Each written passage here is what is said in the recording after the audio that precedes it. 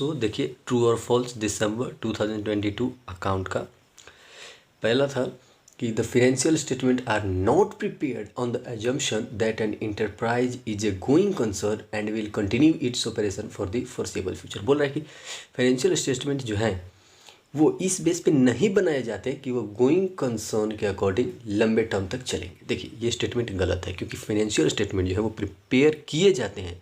जो नॉट लिखा है ना कि नॉट प्रिपेयर्ड, वहाँ पे सिर्फ प्रिपेयर्ड रहता तो ये ट्रू होता, लेकिन यहाँ पे लिख दिया नॉट प्रिपेयर्ड, मतलब उस बेस पे नहीं प्रिपेयर किए जाते हैं। ये स्टेटमेंट देना गलत है।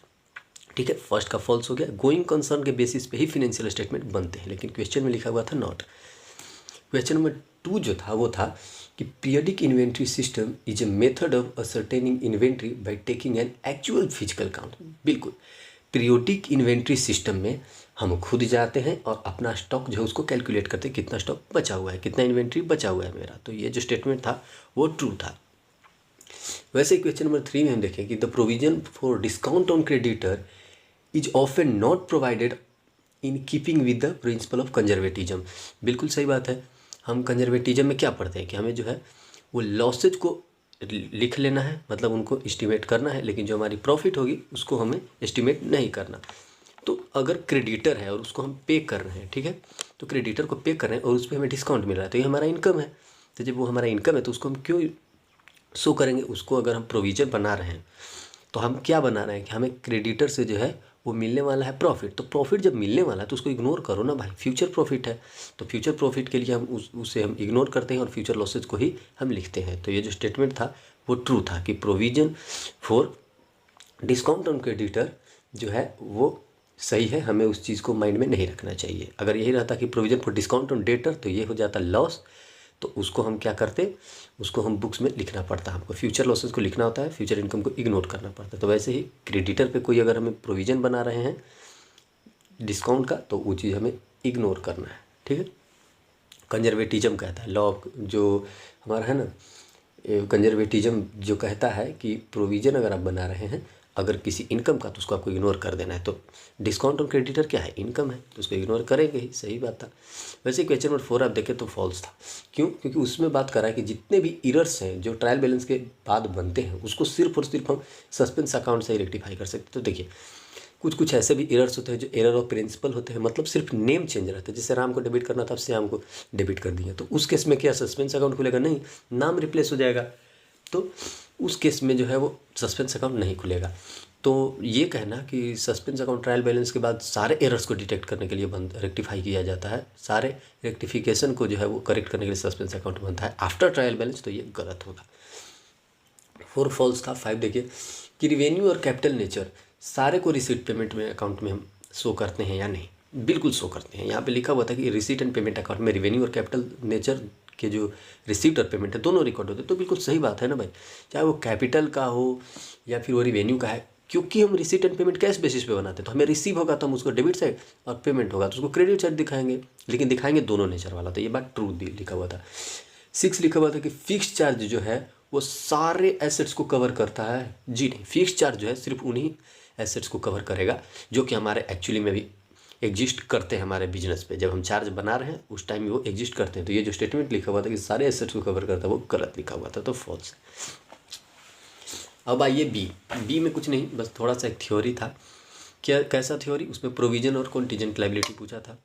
देखिए प्रोविजन का मतलब है कि जो हम हमारे करंट सिचुएशन मतलब करंट टाइम का जो लॉसेज हैं उसके अगेंस्ट हम बना रहे हैं तो प्रोविज़न बनाएंगे। और अगर कोई प्रोविज़न हम बना रहे हैं फ्यूचर लॉसेज के लिए जो हमें नहीं पता, तो उस केस में हम क्या करते हैं? कॉन्टीजेंट लायबिलिटी बनाते हैं। कॉन्टीजेंट का मतलब होता है कि हैपनिंग और नॉन हैपनिंग पे डिपेंडेड है, लेकिन प्रोविज़न मतलब करंट चीज़ से रिलेटेड है। ठीक है, तो वही है, provision of liability relates to the present obligation और ये है फ्यूचर ऑब्लिगेशन। यहाँ पे क्या है कि लायबिलिटी जो है वो हमारा प्रेजेंट पीरियड में अकर करता है और यहाँ पे हमारा लायबिलिटी जो है वो फ्यूचर में अकर करेगा। कैसे? अब देखिए अगर हम बैड डेट्स के लिए बना रहे हैं तो बैड डेट्स तो तुरंत हुआ है तो उसके लिए हम प्रोविज़न बना लेंगे। लेकिन कोई प्रोडक्ट की वारंटी है, ठीक है, तो कोई पता है हमें कि हाँ जो मैंने सामान बेचा वो सच में ख़राब हो जाएगा, सच में ख़राब होगा, वो वारंटी के अंदर ही ख़राब होगा, टाइम पीरियड के अंदर ही नहीं। तो जो अनफोर्सीन है, जो हमें नहीं पता, तो उस चीज़ को हम कॉन्टीजेंट लायबिलिटी में डाल देते हैं प्रोविज़न बना करके। हो सकता है ऐसा हुआ नहीं है लेकिन ऐसा हो सकता है। ठीक है, इनको हम रिकॉर्ड करते हैं P&L में, क्यों? क्योंकि करंट ईयर का लॉस है। इसको तो रिकॉर्ड ही नहीं करेंगे, क्यों? क्योंकि ये होगा कि नहीं होगा कुछ पता ही नहीं चलता, ये तो फ्यूचर पे डिपेंडेंट है। नेक्स्ट देखिए 1 का C, जिसमें था डिप्रिसिएशन का क्वेश्चन। बहुत आसान क्वेश्चन है, हार्ड नहीं है, बिल्कुल भी हार्ड नहीं है। मैं तो इसको बोलूँगा कि मतलब इतना तो आसान मैंने नहीं देखा डिप्रिसिएशन का आज तक क्वेश्चन जो है ऐसे पूछा। इसमें सीधा सा था कि 1 अप्रैल 2019 को आप 1,30,000 का प्लांट खरीदे हैं और उसमें 20,000 इंस्टॉलेशन कॉस्ट दिया है, मतलब फ्रेट और इंस्टॉलेशन चार्जेस। तो टोटल कितना हो गया? 1,50,000 1 अप्रैल को। अब वही 2019 में जब हम परचेज किए तो पूरे ईयर का हम डिप्रिसिएशन लगाएं 20%, क्योंकि स्ट्रेट फॉरवर्ड SLM लगाना था, स्ट्रेट लाइन मेथड। तो 1.5 लाख का 20% पूरे ईयर का कितना हो गया? 30,000 हो गया, क्योंकि 10% 15,000 था, 20% कितना हो गया? 30,000। तो 30,000 इसमें से डिप्रिशिएट हो गया, तो बचा कितना? Balance sheet 1,20,000। अब 1,20,000 को हम कैरी फॉरवर्ड कर दिए, मतलब बैलेंस शीट था, अब फिर यहाँ ब्राउट डाउन कर दिया, बैलेंस शीट कर दिए, अब फिर वही बैलेंस BD हो गया अगले ईयर का ओपनिंग। फिर इस पर 20% जो है उस पर लगाएंगे। किस पे? क्या हम 1,20,000 पे लगाएंगे? नहीं, स्टार्टिंग में जो है वो स्ट्रेट लाइन मेथड ही पूछा है। तो स्ट्रेट लाइन मेथड जो होता है वो हमेशा एक्चुअल अमाउंट पे लगता है। तो 1,50,000 का 20% फिर से 30,000, और 1,20,000 में से 30,000 गया तो कितना? 90,000। अब 90,000 फिर से जो है आगे बढ़ेगा। 2021 में आ गया 90,000। अब देखिए 90,000 आया, और इसको बोल रहा है कि 1 अक्टूबर को जो है वो ये बिक गया है। बिका कितना में है? 1 लाख में बिका है। तो 1 अक्टूबर तक हम इस पर डिप्रिसिएशन लगाएंगे। तो 1 अक्टूबर तक कितना हो गया हमारा? 6 मंथ। कितना? पूरा अप्रैल मई जून जुलाई अगस्त सितंबर अक्टूबर, कितना हो गया? 6 मंथ। तो जैसे हम इस पर 6 मंथ का लगाएं तो 90,000 पे 6 मंथ कितना आएगा? 6750। और यहाँ पे 90,000 पे क्यों लगाए? क्योंकि अब WDV बोला है 2021 से जो है ना वो WDV लग रहा है। ये देखिए अब WDV लगेगा, मतलब जो बैलेंस हमारा बचा हुआ है उसी पे लगेगा। स्टार्टिंग में क्या था कि 1.5 लाख पे लगा, फिर 1.5 लाख पे इस पे भी लगा, तो वो 1.5 लाख भी लगा था। लेकिन अब डिप्रिसिएशन किस पे लगेगा? 90,000 पे। क्यों? क्योंकि WDV मेथड अब अपनाना है। तो 90,000 पे हम 15%, क्योंकि रेट भी चेंज है, और 6 महीने के लिए लगाएं तो 6750, 6700। ओके, अब देख रहे हैं कि डिप्रिसिएशन 6750 हम लगा दिए, तो 6750 90,000 में से अब 6750 घटा दीजिए, ठीक है। अब उसको बेचे कितने में है? 1 लाख में। तो हमारा टोटल फायदा जो है वो 16,750 रुपये है। क्यों? देखिए 90,000 में से 6750 अब घटा दीजिए, और जितना बचेगा उसको 1 लाख में से घटा दीजिए, तो बचेगा कितना? 16,750। अब आप बोलेंगे उसको इधर की डेबिट साइड क्यों दिखाए? देखिए 90,000 तो वैल्यू है, ठीक है, और डिप्रिसिएट जो हुआ है वो 6750 है, तो वैल्यू इधर तो 90,000 से भी कम दिखना चाहिए। लेकिन 1 लाख में सेल हो गया है, ठीक है। 90,000 का हमारा सामान है, उसमें से 6750 कम ही हो गया है, ठीक है, और 1 लाख में सेल हुआ, तो कुछ ना कुछ तो प्रॉफिट हुआ होगा। तो प्रॉफिट कहाँ जाएगा? डेबिट साइड में। यहाँ तो फिर से कुछ बैलेंस आएगा नहीं। यहाँ पे अगर हम कुछ अमाउंट लिख देंगे तो वो तो इससे भी बहुत आगे चला जाएगा, 90,000 से भी ज़्यादा। तो प्रॉफिट जो आएगा वो इधर आएगा। तो 16,750 हमारा प्रॉफिट हुआ, और 6750 जो हमारा डिप्रिसिएशन, और बिका कितने में था? 1 लाख में। अब तो इसका बैलेंस शीट बचेगा नहीं, है तो बिक गया। अब क्या बता रहा है कि उसी साल जो है वो 1 जनवरी को हम एक खरीदे हैं 50,000 का मशीनरी 2, मतलब एक और चीज़ हम खरीदे हैं, एक और मशीन। तो अगर हम जनवरी में खरीदें तो इस पर तो सिर्फ 3 महीना का ही डिप्रिसिएशन लगना चाहिए, अगर ईयर एंड हो रहा है तो। और इस पर तो डिप्रिसिएशन लगेगा ही नहीं। अब तो ये बिक गया, ये अक्टूबर में ही बिक गया। तो जब ये हम 31 तारीख को लगाएंगे डिप्रिसिएशन, तो 3 महीने का लगाएंगे, और 15% लगाएंगे, और 50,000 पे। तो जब लगाएं कितना आया? 1875। 3 महीना का 15% तो 1875, और 1875 को 50,000 से माइनस किया कितना? 48,125, और दोनों को लास्ट में जो है अब टैली कर दिए। तो ये था डिप्रिसिएशन का क्वेश्चन, बहुत आसान क्वेश्चन था, एक बार फिर से आप देख लीजिए। कुछ नहीं था इसमें, क्या था फिर से सुन लीजिए। मशीन हम खरीदे हैं टोटल 1.5 लाख का, क्यों? क्योंकि 20,000 इंस्टॉलेशन कॉस्ट लगा, उस पर हम टोटल 20% लगाएं स्ट्रेट लाइन मेथड से, तो 30,000 आया। फिर 1,20,000 बच गया मेरा बैलेंस शीट, वही 1,20,000 अगले साल गया, फिर से उस पर 20% लगा। और किस पे? क्योंकि स्ट्रेट लाइन मेथड ही अभी फॉलो करना है, तो फिर से 20% लगा 1.5 लाख पे। फिर बैलेंस बचा 90,000। अभी अब ये इस पर जो है वो हम लगाएंगे 15%। अब WDV लगाना है, और बचा कितने महीने के लिए मेरे पास? सिर्फ 6 महीने के लिए, और फिर से बिक भी गया है, ठीक है। 6 महीने के बाद ये बिक गया, तो 6 महीने तक का डिप्रिसिएशन लगा और बेच दिए। फिर बिका कितना में है? 1 लाख में। तो देखें कि हमारा 16,750 प्रॉफिट हो रहा है। और उसी साल जिस साल बेच रहे थे जनवरी में, मैं खरीदा एक और 50,000 का, जिसमें हम डिप्रिसिएशन लगाए हैं कितना? 15%, क्योंकि WDV अब अपनाना है, और 3 महीने के लिए। तो लगा दिए और बैलेंस शीट कर दिए। आगे आइए, आगे था कैश बुक वाला, मतलब BRS। चलिए, लिखा हुआ था कि the cash book of mister Karan shows 260 and 400 at the balance of bank as on 31 दिसंबर। देखिए कैश बुक का बैलेंस दिया हुआ है, तो बैलेंस एज पर कैश बुक लिख दिए, तो 60 400। देखिए अब ये प्लस और ये माइनस कॉलम हम इसलिए लिखे हैं ताकि जो कैश बुक में बढ़ेगा उसको यहाँ लिखेंगे और जो कैश बुक में घटने लगा होगा उसको यहाँ। देखिए जब बैलेंस एज पर कैश बुक दे देता है ना, तो हमें प्लस माइनस जो भी करना होता है वो हमें कैश बुक में ही करना है। पासबुक में हम ऊपर बढ़ गया या नीचे घट गया उससे हमको कोई मतलब नहीं है, हमें कैश बुक में प्लस माइनस करना होता है। ठीक है, तो सुनिए फर्स्ट क्या था कि ऑन, देखिए ये तो ओपनिंग बैलेंस दिया हुआ है 2,60,400, तो लिख दिए हम एज पर कैश बुक, बैलेंस एज पर कैश बुक। अब सुनिए on 15th December 2021 payment side of cash book was overcast.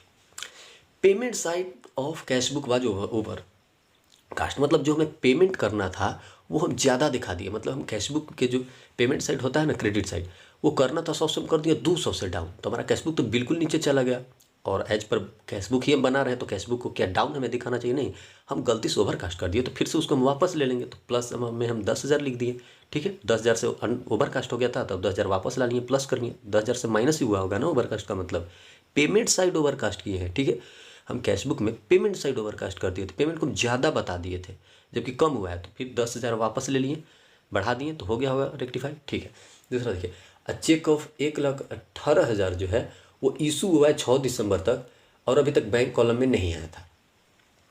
1,18,000 का कोई चेक है जिसे हम इशू कर दिए हैं। ठीक है, 6 दिसंबर को हम इशू कर दिए हैं, was not taken in the bank column. क्या ये बढ़ेगा या घटेगा? इसको प्लस या माइनस करेंगे? देखिए इसको करेंगे माइनस। क्यों करेंगे?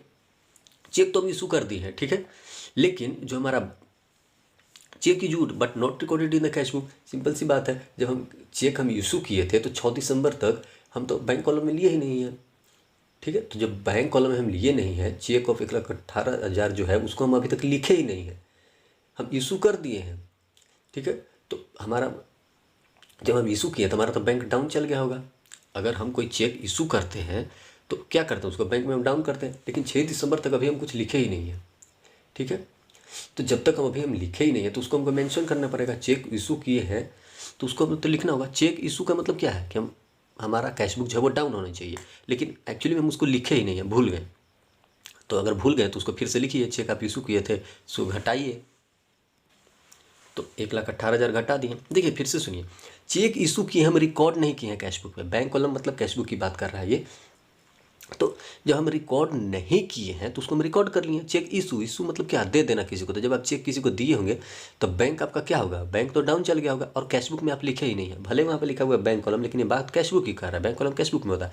तो उसको क्या करेंगे, फिर से 1,18,000 इशू कर देंगे, मान लेंगे कि हाँ 1,18,000 हमारा चला गया है। क्यों? क्योंकि इसको पहले हम लिखे नहीं थे। अब अगला सुनिए, 20 दिसंबर को क्या हुआ कि debit balance of 8,460 as on the previous day was brought forward as credit. अब बताइए, डेबिट को क्रेडिट मान लिया, हमें डेबिट करना था, यानी कि 840 का जो अमाउंट था उसको हमें डेबिट करना था। क्या है? 8,460 जो है उसको हमको डेबिट करना था और हम उसको क्रेडिट कर दिए। मतलब 2 बार हम घटा दिए। मान लीजिए अगर 8460 जो है उसको हम डेबिट को डेबिट ही रहने देते तो क्या था, 8460 ही रहता, लेकिन उसको हम क्रेडिट कर दिए, मतलब दुगना अमाउंट से डाउन कर दिए।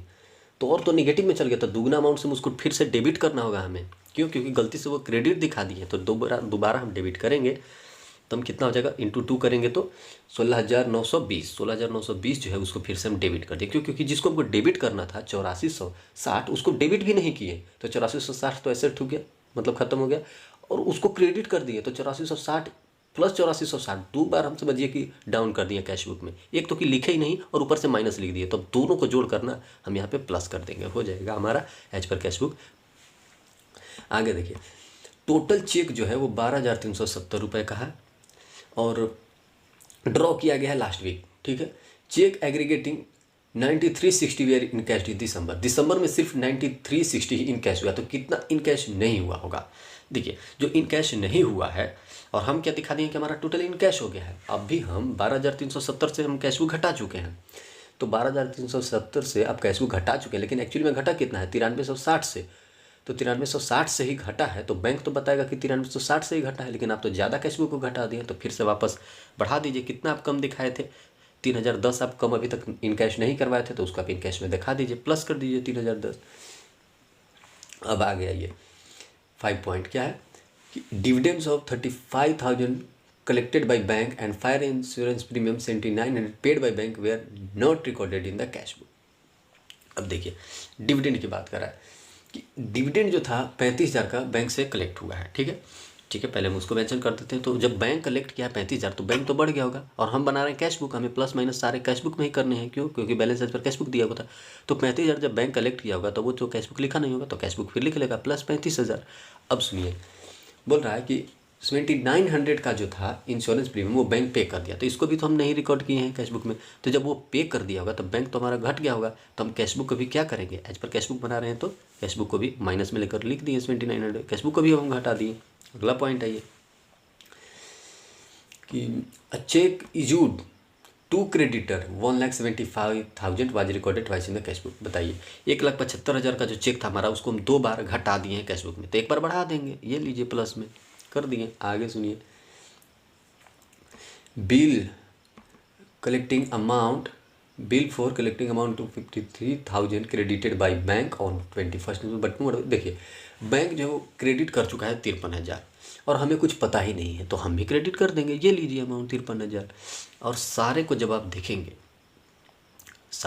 देखेंगे नेक्स्ट, अच्छा एक और है, अ customer who received a cash discount of 3% on his account of 60,000 and paid check on 10th December, the cashier numerously entered the gross amount into the column of cash book। गलती से वो total amount जो है ना वो customer जो है वो दिखा दिया है कि हमें रिसीव कितना हुआ है 60,000, लेकिन एक्चुअली में हमें कितना रिसीव हुआ है 3% कम। तो 3% कम रिसीव हुआ तो उस 3% कम को लेस कर दीजिए, तो 60,000 का 3% कितना हो जाएगा 1800, तो 1800 हम कम कर दिए।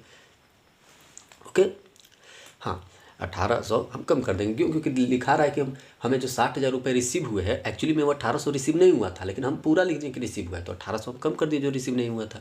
हो गया। अब जब टोटल आप करेंगे ना तो आपके पास बैलेंस बचेगा कितना 4,25,630 प्लस माइनस दोनों को माइनस करेंगे तो 4,25,630, और ये क्या आएगा बैलेंस एज पर पासबुक। क्यों? क्योंकि बैलेंस एज पर कैश बुक ऊपर था तो बैलेंस एज पर कैश बुक नीचे आएगा। हो गया।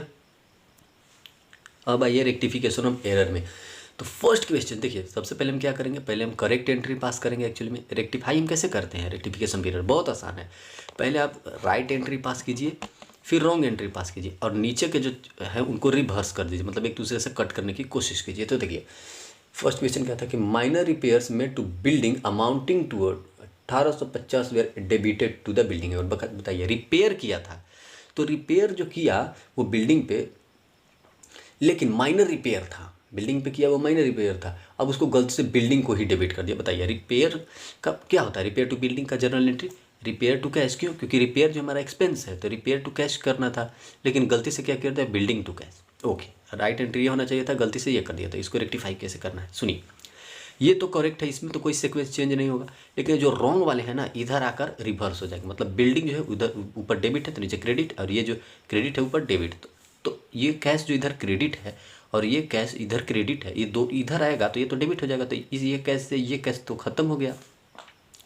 अब ये तो करेक्ट है तो ये तो डेबिट ही रहेगा, लेकिन ये जो था वो क्रेडिट होगा, तो बिल्डिंग को नीचे लाएंगे तो क्रेडिट हो जाएगा, तो रिपेयर टू बिल्डिंग। समझ में आ गया। जो रॉन्ग एंट्री है ना उसका जो डेबिट है वो समझ इधर आएगा तो क्रेडिट होगा करेक्ट में, और जो ऊपर क्रेडिट है वो इधर आएगा तो डेबिट होगा। तो सोचिए अगर ये क्रेडिट है कैश और इधर आएगा डेबिट में, तो डेबिट में क्या लगेगा कैश डेबिट, और नीचे करेक्ट में भी एक कैश जो है वो क्रेडिट है, तो ये और ये तो खत्म हो जाएगा, तो बचेगा क्या रिपेयर, और बिल्डिंग नीचे आ जाएगा तो टू बिल्डिंग। तो 1850 कितना रिपेयर टू बिल्डिंग। देखिए क्वेश्चन नंबर 2 में भी सेम ही है। क्या था कि an amount of 3,000 due from Shyamlal which had been written off as bad debt, जो बैड डेट हो गया था अब रिकवर हो गया है, ठीक है, और उसको गलती से पर्सनल अकाउंट ऑफ श्यामलाल में लिख दिए हैं। अब बताइए हमें पैसा जब भी कभी किसी से मिलता है बैड डेट्स का तो हम क्या करते हैं, हमें पैसा मिलता है तो हम रियल अकाउंट जो हमारा रियल जर्नल एंट्री है वो हम लिखते हैं cash account debit to bad debts recover. क्यों? क्योंकि बैड डेट्स हमारा अमाउंट में रिसीव हुआ है, लेकिन गलती से हम क्या किया कि लिखती हैं कि cash account debit to Shyamlal. ये तो हो गया कि कैश रिसीव्ड फ्रॉम श्यामलाल, लेकिन एक्चुअली में क्या हुआ हमारा बैड डेट रिकवर हुआ, तो बैड डेट का रियल एंट्री ये होता है cash account debit to bad debts recover, लेकिन हम क्या पास कर दिए हैं, हम पास कर दिए हैं कि cash account debit to Shyamlal. तो वैसे ही कीजिए, ये जो कैश ऊपर डेबिट में है और ये इधर भी डेबिट में आता है। ये तो रियल है लेकिन ये रॉन्ग है। रॉन्ग को जब आप रियल के पास लाएंगे तो कैंसिल हो जाएगा। क्यों? क्योंकि ये डेबिट है तो इधर आएगा तो क्रेडिट हो जाएगा। तो ये कैश और ये कैश तो खत्म खत्म। बचा क्या? ये श्यामलाल क्रेडिट में, तो इधर लाएंगे तो इधर हो जाएगा डेबिट में श्यामलाल, तो श्यामलाल डेबिट। और ये तो रियल में बैड डेट्स रिकवर्ड जो क्रेडिट था करेक्ट एंट्री है तो करेक्ट ही रह जाएगा। खत्म। Shyamlal to bad debts recovered. जो ऊपर कटने लायक है उसको काट दीजिए। अगर दोनों सेम साइड है दोनों कट जाएगा। क्यों? क्योंकि ये इधर आएगा तो निगेटिव हो जाएगा, रॉन्ग से राइट में आएगा तो जो ऊपर डेबिट है वो क्रेडिट हो जाएगा। तो क्रेडिट होगा तो ऊपर कैश ऑलरेडी डेबिट है, नीचे ये वाला क्रेडिट, तो खत्म हो जाएगा। बचेगा कितना? बैड डेट से रिकवर। ये तो क्रेडिट का क्रेडिट ही रहेगा। क्यों? क्योंकि करेक्ट से और इनकरेक्ट में जो क्रेडिट है श्यामलाल उसको डेबिट कर देंगे। हो गया? ओके। थर्ड देखिए कि फर्नीचर परचेज की है ऑफिस के लिए कितने का? 20,000 का, और इंटर हो गया है परचेज डेबुक में। बताइए फर्नीचर क्या एसेट है तो इसका रियल एंट्री क्या होनी चाहिए हमें कि फर्नीचर टू कैश खरीदे थे, फर्नीचर टू कैश होनी चाहिए। लेकिन गलती से हम क्या करिए उसको परचेज टू कैश कर दिए। तो कैश और कैश जैसे ही ये रॉन्ग से राइट में आएगा ये तो कैंसिल हो जाएगा। लेकिन बचेगा क्या? फर्नीचर जो कि डेबिट में ही रहेगा। क्यों? क्योंकि करेक्ट है। और रॉन्ग वाला जो डेबिट में है वो आ जाएगा नीचे क्रेडिट में। तो furniture to purchase 20,000 20,000 rectified entry है। वैसे क्वेश्चन नंबर 4 देखिए। क्वेश्चन नंबर 4 क्या कहता है, थोड़ा सा जूम करते हैं। Question number 4, goods purchase from Ram Singh 8,000 का हम परचेज किए हैं और हम रिकॉर्ड ही नहीं किए हैं। तो कोई बात नहीं, जब रिकॉर्ड ही नहीं किए तो राइट रॉन्ग वाली सिस्टम ही नहीं है, वो तो ओमिशन का एंट्री है। तो ठीक है, परचेज टू राम सिंह। क्यों? क्योंकि परचेज किए थे और छूट गया था हमारा तो हम लिख लिए। वही क्वेश्चन नंबर 5 जो था कि कॉलेज फी जो है और प्रोप्राइटरी सन 15,000 है डेबिटेड टू ऑडिट फी। बताइए प्रोप्राइटरी सन के लिए कोई 15,000 दिया है, यानी ये तो साफ ड्राइंग है। यहाँ पे तो कुछ ज़रूरत ही नहीं है कि आप उसको ऑडिट फी में क्यों उसको हम जो है वो डेबिट करेंगे। अब आप खुद सोचिए, ड्राइंग की पर्सनल चीज़ के लिए वो पैसे लिया है, अपने सन के लिए लिया है फ़ी के लिए, तो हो गया ड्राइंग। कोई भी अगर ऑनर अपनी पर्सनल चीज़ों के लिए लिया है तो वो क्या होता है? ड्राइंग। तो ड्राइंग टू कैश होता है इसका रियल एंट्री। वो ड्रॉ ही किया है हमारे पास से कोई भी ऑनर, तो ड्राइंग टू कैश, लेकिन लिख क्या दिया? Audit fee to cash. ये रॉन्ग एंट्री पास हो गया है। तो कैश टू कैश दोनों तो क्रेडिट साइड है, ये तो खत्म हो गया। क्यों? क्योंकि ये तो क्रेडिट है और ये डेबिट वाला, क्रेडिट वाला जैसे ही यहाँ आएगा तो डेबिट हो जाएगा। तो ये दोनों खत्म। बचा क्या? ड्राइंग जो कि करेक्ट एंट्री है, तो ड्राइंग की ड्राइंग ही रहने देंगे और इधर जो इनकरेक्ट में ऑडिट फी डेबिट है उसको नीचे क्रेडिट कर दिए। हो गया? ओके। क्वेश्चन नंबर 6 देखिए कि रिसीव किए 4500 मीत कुमार से और क्रेडिट कर दिए पिंकी को। बताइए रिसीव हमें किससे हुआ है? मीत कुमार से, तो कैश टू मीत कुमार, लेकिन लिख क्या दिए गलती से? Cash to Pinky. तो कैश और कैश तो खत्म हो जाएगा। क्यों? क्योंकि एक डेबिट में है और एक ये भी डेबिट में है, लेकिन ये रॉन्ग साइड है तो राइट साइड में आएगा तो ये क्रेडिट हो जाता है। तो कैश टू कैश तो खत्म हो जाता है। लेकिन मीत कुमार जो क्रेडिट साइड है वो मीत कुमार क्रेडिट साइड ही रहेगा, और ये जो रॉन्ग वाला पिंकी है वो चल जाएगी एक्चुअली डेबिट में। तो पिंकी टू मीत कुमार। आगे आइए क्वेश्चन नंबर 7 में है कि ये ओमिट हो गया है। गुड्स रिटर्न हुआ है 6200 का, हम उसे लिखे ही नहीं है। तो यहाँ पे तो रेक्टिफाई करना बहुत आसान है, जब लिखे ही नहीं है तो sales return account debit to customer 6200 खत्म। इसमें राइट रॉन्ग की तो कोई ज़रूरत ही नहीं थी, छूटा ही नहीं, कुछ गलत किए ही नहीं थे, सीधे छोड़ दिए थे। 8वां देखिए कि 1500 पे किए हैं हम वेजेस टू वर्क में, ऑफिस फर्नीचर के लिए, और चार्ज किस में कर दिए? वेजेज में। बताइए हम किसके लिए दिए? फर्नीचर के लिए। तो फर्नीचर के लिए कर दिए तो फर्नीचर टू कैश। क्यों? क्योंकि एसेट है, और गलती से लिख दिए वेजेज टू कैश। तो कैश और कैश दोनों क्रेडिट साइड है तो ये तो गया, इधर क्रेडिट वाला डेबिट में आएगा तो इस कैश से खत्म हो जाएगा। लेकिन फर्नीचर एक्चुअल में है तो फर्नीचर, और ये जो वेजेज डेबिट में है वो नीचे आके क्रेडिट हो गया। 8 हो गया। अब आज देखिए 9 क्या था कि सैलरी पे किए हम क्लर्क को, और इस चीज़ को हम भूल गए हैं। भूल गए हैं क्या? Salary pay to clerk has been debited to his personal account, personal account को उसका डेबिट कर दिए। सैलरी हम लिए थे, salary paid to clerk 12,000 has been debited to his personal account. तो गलती से हम क्या कि हमें लिखना था सैलरी टू कैश, ठीक है। हमें क्या लिखना था आप खुद देखिए, सैलरी टू कैश यही लिखेंगे हम, ठीक है। लेकिन गलती से क्या हम लिख दिए कि क्लर्क जो था उसको हम डेबिट कर दिए, क्लर्क टू कैश, ऐसा हम कुछ लिख दिए, ठीक है। हमें लिखना क्या था? हमें लिखना था सैलरी टू कैश, क्योंकि सैलरी हम पे किए थे, लेकिन हम गलती से लिख दिए क्लर्क टू कैश। तो ये कैश और ये कैश तो गया। क्यों? क्योंकि दोनों क्रेडिट साइड है, इधर ये क्रेडिट वाला आएगा रॉन्ग वाला तो इधर डेबिट हो जाएगा, तो कैश और कैश खत्म हो जाएगा। लेकिन ये जो डेबिट वाला है वो नीचे आएगा तो क्रेडिट वाला हो जाएगा, और ये तो करेक्ट एंट्री है सैलरी, तो सैलरी का सैलरी रह जाएगा। तो salary to clerk, question number 9 का, ठीक है। अब देखिए क्वेश्चन नंबर 10, देखिए फिर से समझिए कि सैलरी हम पे किए थे, ठीक है, क्लर्क को, तो सैलरी हम पे करें तो सैलरी तो खुद ही एक्सपेंस है, तो salary account debit to cash, cash हमारा जा रहा है और हम सैलरी पे कर रहे हैं। लेकिन इसको गलती से हम पर्सनल अकाउंट में दिखा दिए, ऐसा लग रहा है कि कैश पे टू क्लर्क कर दिए, तो clerk account debit to cash किए होंगे, ठीक है। तो ये कैश जो इधर क्रेडिट साइड दिख रहा है वो रॉन्ग है, तो इसको लाएंगे तो डेबिट हो जाएगा। तो जैसे इधर डेबिट होगा तो कैश तो ऑलरेडी एक इधर क्रेडिट में दिख रहा है, तो डेबिट और क्रेडिट दोनों तो खत्म हो जाएगा। लेकिन ये क्लर्क जो है क्रेडिट में अगर आएगा तो कोई इधर क्लर्क तो डेबिट में है नहीं, तो ये तो रह ही जाएगा, और ये जो ऊपर जो है सैलरी डेबिट में वो डेबिट में ही रह जाएगी, ठीक है। क्वेश्चन नंबर 10 देखिए कि परचेज किया है राघव से 20,000 का और गलती से सेल में हम दिखा दिए। अब बताइए परचेज किए थे, अब देखिए एंट्री अलग है, परचेज किए राघव से, तब purchase account debit to Raghav, ठीक है। कैश तो पे किए नहीं है, लेकिन दिखा दिए कि राघव टू सेल, तो अब ये एंट्री देखिए बहुत मज़ेदार होने वाली है। ये राघव, ये राघव, राघव ऊपर डेबिट में है, ठीक है, ये तो डेबिट में है और नीचे क्रेडिट में। अब जब राघव नीचे आएगा डेबिट से क्रेडिट में, तो ये तो और बढ़ जाएगा, राघव बढ़ जाएगा ना, ऊपर डेबिट में भी एक अमाउंट है क्रेडिट में भी, अब इधर आएगा तो वो भी क्रेडिट हो जाएगा, तो क्रेडिट क्रेडिट तो ऐड हो जाएंगे। इधर अगर क्रेडिट में होता रॉन्ग साइड तो इधर आता तो डेबिट में होता, तो राघव और राघव खत्म हो जाता है, लेकिन यहाँ पे डेबिट, यहाँ पे भी डेबिट, तो राघव कितना हो जाएगा 20,000, तो ये क्यों, क्योंकि 20,000 ही अमाउंट है, 20,000 ही अमाउंट है, तो 20,000 और 20,000 दोनों सेम हो जाएंगे। इधर आने पे भी राघव जो है वो क्रेडिट हो रहा था, इधर आकर अगर वो क्रेडिट हुआ तो 20 40,000 क्रेडिट हो गया टोटल, ये भी क्रेडिट, और इधर रॉन्ग से डेबिट था वो इधर भी आया तो क्रेडिट। वहीं परचेज जो था, परचेज तो करेक्ट है, तो परचेज का तो परचेज 20,000 रहेगा, और जो सेल क्रेडिट है वो सेल ऊपर जाकर डेबिट हो जाएगा, तो सेल भी डेबिट हो गया 20,000 से। आया समझ में? जी हाँ। और ये एंट्री क्या, बिंग रेक्टिफिकेशन एंट्री पास्ट, ऐसा भी आप लिख सकते हैं शॉर्ट नोट में, कोई ज़रूरत नहीं है कि पूरा स्टेटमेंट लिखें। अब 3 का ए जो है वो बिल्स ऑफ एक्सचेंज से है, एक टी है और एक जे है, तो सबसे पहले हम बनाते हैं जर, दोनों को हम देखेंगे एक ही साथ, हम दोनों को देखेंगे, टी को भी और जे को भी। तो आप ध्यान दीजिएगा, in the journal entry in the books of T, और इधर लिखे हैं journal entry in the books of J, तो दोनों को आप साथ में बनाइएगा तो आपको ज़्यादा जो है वो आसानी से बन जाएगी। चलिए देखते हैं। पहला जो है आप अब पहली ही लाइन पढ़ेंगे तो आपको पता चलेगा कि टी जो है वो बिल ड्रॉ किया है जे पर, ठीक है, कितने का 1,80,000 का, और जो जे है वो इस चीज़ को एक्सेप्ट भी कर लिया है।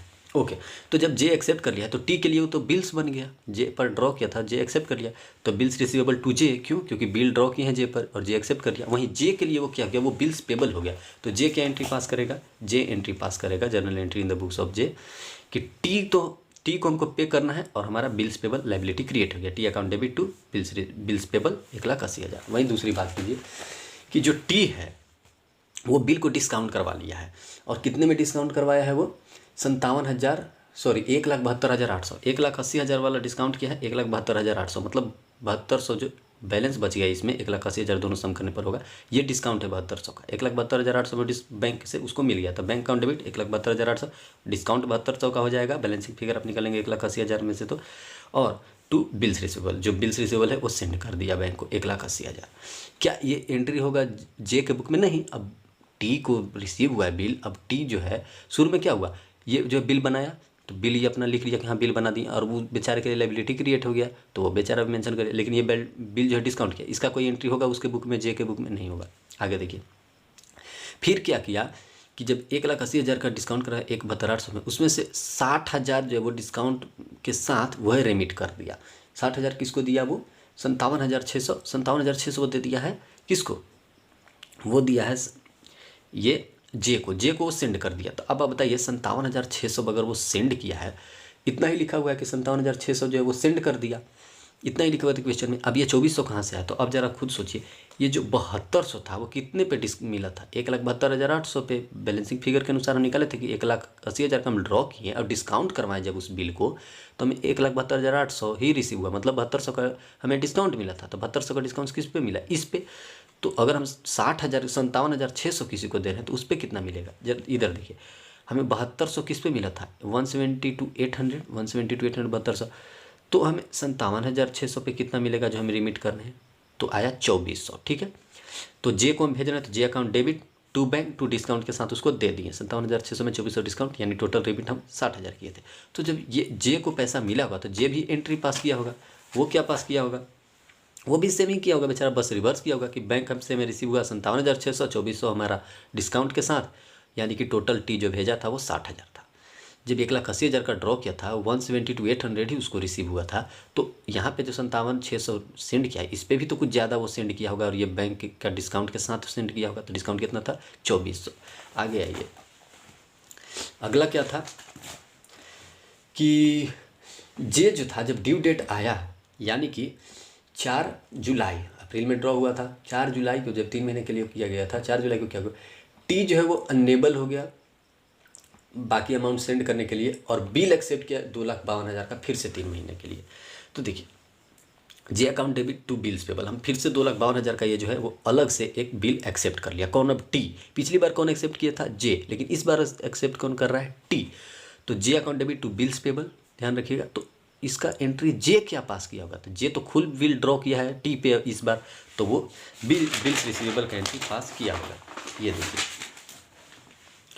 Bills receivable account debit to T account 2,52,000। देखिए अब क्या हुआ, स्टार्टिंग में जो था इसके लिए लायबिलिटी क्रिएट हुआ था, तो ये लिखा था T account debit to bills payable, लेकिन इस बार ये खुद बिल ड्रॉ कर रहा है टी पे, तो ये क्या किया होगा? बिल्स रिसीवेबल टू टी 2,52,000 का बनाया, ठीक है। और इसके लिए लायबिलिटी क्रिएट हो गया, किसके लिए? टी के लिए। क्यों? क्योंकि टी जो है वो 2,52,000 का बिल रिसीव एक्सेप्ट किया है, ठीक है, एक्सेप्ट किया जे जो है ड्रॉ किया है टी पे, तो टी एक्सेप्ट किया, तो J account debit to bills payable, इसके लिए लायबिलिटी क्रिएट हो गया टी के लिए। ये टी के बुक की बात हो रही है। अगला देखिए, अब टी जैसे ही उसको डिस्काउंट करवाया, फिर क्या था वही चीज़ डिस्काउंटेड बाय जे। अब जे डिस्काउंट करवाया 2,40,660 के लिए। देखिए जे जो था जे वो बिल को डिस्काउंट करवा लिया, तो बिल को डिस्काउंट करवाया, कितना का था बिल? 2,52,000 का डिस्काउंट करवाया 240,660। तो यानी कि इसको और इसको आप डिफरेंस में देखेंगे तो आपका 11,340 का पता चलेगा कि डिफरेंस है, ठीक है। 11,340 रुपये कम रिसीव हुआ, ये डिस्काउंट था। तो हम जब bank account debit discount account debit to bills receivable, क्यों? क्योंकि जो ये जे के बुक में दिख रहे हैं वो डिस्काउंट करवा लिया है, तो डिस्काउंट कराया 2,52,000 का, तो इतना रिसीव हुआ, इतना डिस्काउंट उस पर लग गया था बैलेंसिंग फिगर। इसका देखें तो 2,52,000, ठीक है। इसका कोई एंट्री होगा टी के बुक में? नहीं होगा। क्यों? क्योंकि बिल हमको मिला है, हम डिस्काउंट करवाएं, तो उसका एंट्री थोड़े होगा। अब देखिए अब ये टी क्या किया है कि कुछ पैसा भेज दिया है, किसको? टी को। जे जो है वो पैसा भेज दिया टी को, कितना? 48,000 भेजा है। तो सोचिए 48,000 वो कैसे भेजा होगा? इसमें डिस्काउंट इंक्लूड होगा? बिल्कुल इंक्लूडेड होगा। अब आप खुद सोचिए ना, 11,340 इसको 240,660 पे मिल गया था, इतना जब वो रिसीव हुआ तो इतना उस पर डिस्काउंट था, यानी कि 11,340 जो डिस्काउंट था वो कितने पे था? 240,660 पे। तो जो हम 40,44,0 इतना हम सेंड करें तो उस पर कितना लगेगा? इंटू उतना कर दिए तो 1,560, यानी 1,560 डिस्काउंट के साथ 48,000 भेजा है, तो 48,000 भेजा है वो, ठीक है। 40,40 ये जो है 40,44,0 रिसीव हुआ है उसको। अब इस पर डिस्काउंट कितना था? 1,560, और दोनों को हम ऐड करते हैं तो पता चलता है कि टोटल वो 48,000 भेजा होगा, ठीक है। तो जब ये भेजा इतना, तो टी भी बेचारा जो है वो इस चीज़ को रिकॉर्ड किया होगा कि हाँ हमको जो है वो कितना रिसीव हुआ है। तो देखिए टी भी किया होगा इसका एंट्री। ये देखिए कैश अकाउंट डेबिट, इतना जो उसको रिसीव हुआ उस पर डिस्काउंट इंक्लूडेड है 1,560, और टोटल 48,000 कर लिया। अब आगे देखिए क्या होता है कि विच डिस्काउंटेड, ये तो हो गया। Tea before maturity the bill, T जो है वो बैंकरप्ट हो गया। अब बताइए टी जो ये भाई साहब हैं जिस टी के बुक में हम बना रहे हैं वो बैंकरप्ट हो गए। तो बैंकरप्ट हो गया तो बिल तो ख़त्म हो गया उनका बिल जो 2,52,000 का उन पर ड्रॉ किया गया था वो ख़त्म हो गया। क्यों? यहाँ पे साफ लिखा हुआ है कि before the maturity of bill वो बैंकरप्ट हो गया, तो बिल्स पेबल जो है वो तो खत्म हो गया 2,52,000 का। तो bills payable account debit to J जो हमारे ऊपर ड्रॉ हो गया था वो तो खत्म हो गया। तो बिल्स पेबल जो हम 2,52,000 का क्रिएट की एक्सेप्ट किए थे वो तो खत्म हो गया, तो बिल्स पेबल हमारा खत्म, जे को क्रेडिट कर दिए 2,52,000 से। अब देखिए क्या है, कह रहा है कि 50% जो है वो रिसीव हुआ है, 50% रिसीव हुआ है। जरा आप खुद सोचिए टी जो था वो सेंड कितना का स्टार्टिंग में किया था? 1,80,000 का, ठीक है, और खुद कितना का एक्सेप्ट किया? 2,52,000 का। दोनों में डिफरेंस है, ठीक है। अब बिल्स पेबल 2,52,000 वाला कैंसिल हो गया इसका। अब इसको जो बेचारा का 2,52,000 में से इसमें पैसा ही नहीं बचा टी के पास, तो टी के पास तो कुछ पैसा नहीं बचा। तो टोटल हम जोड़ेंगे कि कितना अमाउंट जो है टी और जे में से इधर उधर होना था, टी को जे को देना था या जे को टी को। तो देखिए टी को ही देना पड़ेगा, खुद एक्सेप्ट किया था 1,80,000 का, ठीक है, एक्सेप्ट किए मतलब 1,80,000 का जे एक्सेप्ट किया, 1,80,000 इसको मिलने वाला था, किसको? टी को। और टी को कितना देना था? 252। सोचिए, और ये बैंकरप्ट हो गया तो टी को टू अभी देना कितना है, ठीक है। तो वो चीज़ देखते हैं, कैसे देखेंगे? देखिए हम जे को कितना देना है हम वो चीज़ देख लेते हैं। तो टोटल अब डेबिट देखेंगे ना जे को, तो पहले तो 60,000 से हुआ है। क्यों? क्योंकि 60,000 जो रिसीव हुआ था 1,80,000 में से, ठीक है। फिर 2,52,000 का जो एक्चुअली में उस पे बाकी है, किस पे, टी पे बाकी है। वहीं पे देख रहे हैं कि 1,80,000 का जो टी हम इस पे ड्रॉ किया था वो, 48,000 जो टी इसको भेजा था वो, और 2,52,000 वो जो ये एक्सेप्ट किया था। तो दोनों का बैलेंस अगर आप देखेंगे तो इसमें 3,12,000 उधर 4,80,000, टोटल जो बैलेंस 1,68,000। तो 1,68,000 जो है वो रिसीव होने वाला था किससे, टी से, 1,68,000 अभी भी। लेकिन बोल रहा है कि वो बैंकरप्ट हो गया, 50% ही रिसीव हुआ, यानी 1,68,000 का 50% 84,000 ही रिसीव हुआ। तो इसका एंट्री देखिए, रिसीव का एंट्री हम देखेंगे तो टोटल हमें रिसीव कितना हुआ होगा। देखिए टी को तो हम डेबिट कर दिए 2,52,000 से टू बैंक, बिल डिजोनर हो गया था तो 2,52,000 लाभ से तो रिसीव नहीं होना था। और रिसीव कितना हुआ, कैश रिसीव हुआ 84,000 का, बैड डेट्स हो गया हमारा 84,000, और टू टी 1,68,000 से टोटल टी पे हमारा बकाया था। टोटल जे का आप डेबिट क्रेडिट देखेंगे तो आपको पता चलेगा कि उसका जो है बैलेंसिंग फिगर बच रहा था कितना, 1,68,000 अभी भी किस पे, टी पे। और टी कितना दिया 50%, 1,68 का 50 84,000। तो टी को तो मजे ही मजे हो गए। टी क्या पास किया होगा अपने बुक में, टी पास किया होगा कि जे अकाउंट डेबिट 1,68,000 से डेबिट करना था, जिसमें हम कैश दिए 84,000 और 84,000 का डेफिशिएंसी खत्म हो गया। अब नेक्स्ट क्वेश्चन देखते हैं। देखिए पिछले क्वेश्चन में कुछ था नहीं, ये 1,80,000 का बेचारा ड्रॉ किया था उस पर और वो कर दिया 2,52,000 का। तो टी को भी तो ज़्यादा ही देना पड़ेगा, खुद एक्सेप्ट की, खुद इसको मिल रहा है 1,80 और ये इसको खुद देना 2,52, तो कुछ तो और बचा होगा देने के लिए। तो 1,68,000 बचा हुआ था देने के लिए लास्ट में हम टोटल देखें तो। अब 1,68,000 बचा हुआ था, उसमें 50% ही दिया था, बस बात खत्म। अब देखिए अकाउंट करेंट जो है वो, तो ओपनिंग में क्या लिखा हुआ था कि balance due to G by H. Balance क्या है, H, balance due to G by H. बचा हुआ है एच के पास, कितना बैलेंस बचा हुआ है 4,500। तो 4,500 जो है वो ओपनिंग है और 1 अक्टूबर को है, ठीक है। अभी हम आपको कैलकुलेटर निकालेंगे और आपको बताएंगे कि कैसे जो है वो सारी एंट्रीज पास होगी।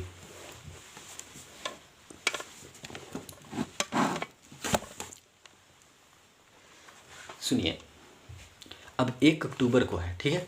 तो अक्टूबर में कितने महीने होते हैं, अक्टूबर में कितने दिन, पूरे 31 दिन। अक्टूबर, नवंबर के 30, दिसंबर के 31, फिर जनवरी के 31, फरवरी और मार्च। कितना हो रहा है, 1,182 हो रहा है, सॉरी 1 लाख बोल दिया, 182 दिन, ठीक है। तो अक्टूबर से लेकर मार्च तक कितना हो रहा है, 182 दिन। तो वो लिख दिए 1 अक्टूबर बैलेंस बी डी 4,500 और 182 दिन, दोनों को मल्टीप्लाई किए तो 8,19,000। वैसे ही सेकंड अगर आप देखें, good sold by G to H, G जो है वो एच को सेल किया है, तो H account debit to sale, तो एच के डेबिट में सेल दिखाएंगे 18 अक्टूबर को, ठीक है। 3750 से और 18 अक्टूबर से आप जोड़ेंगे तो कितना दिन होगा, अक्टूबर, नवंबर, दिसंबर, जनवरी, फरवरी, मार्च, 164 दिन हो रहा है टोटल।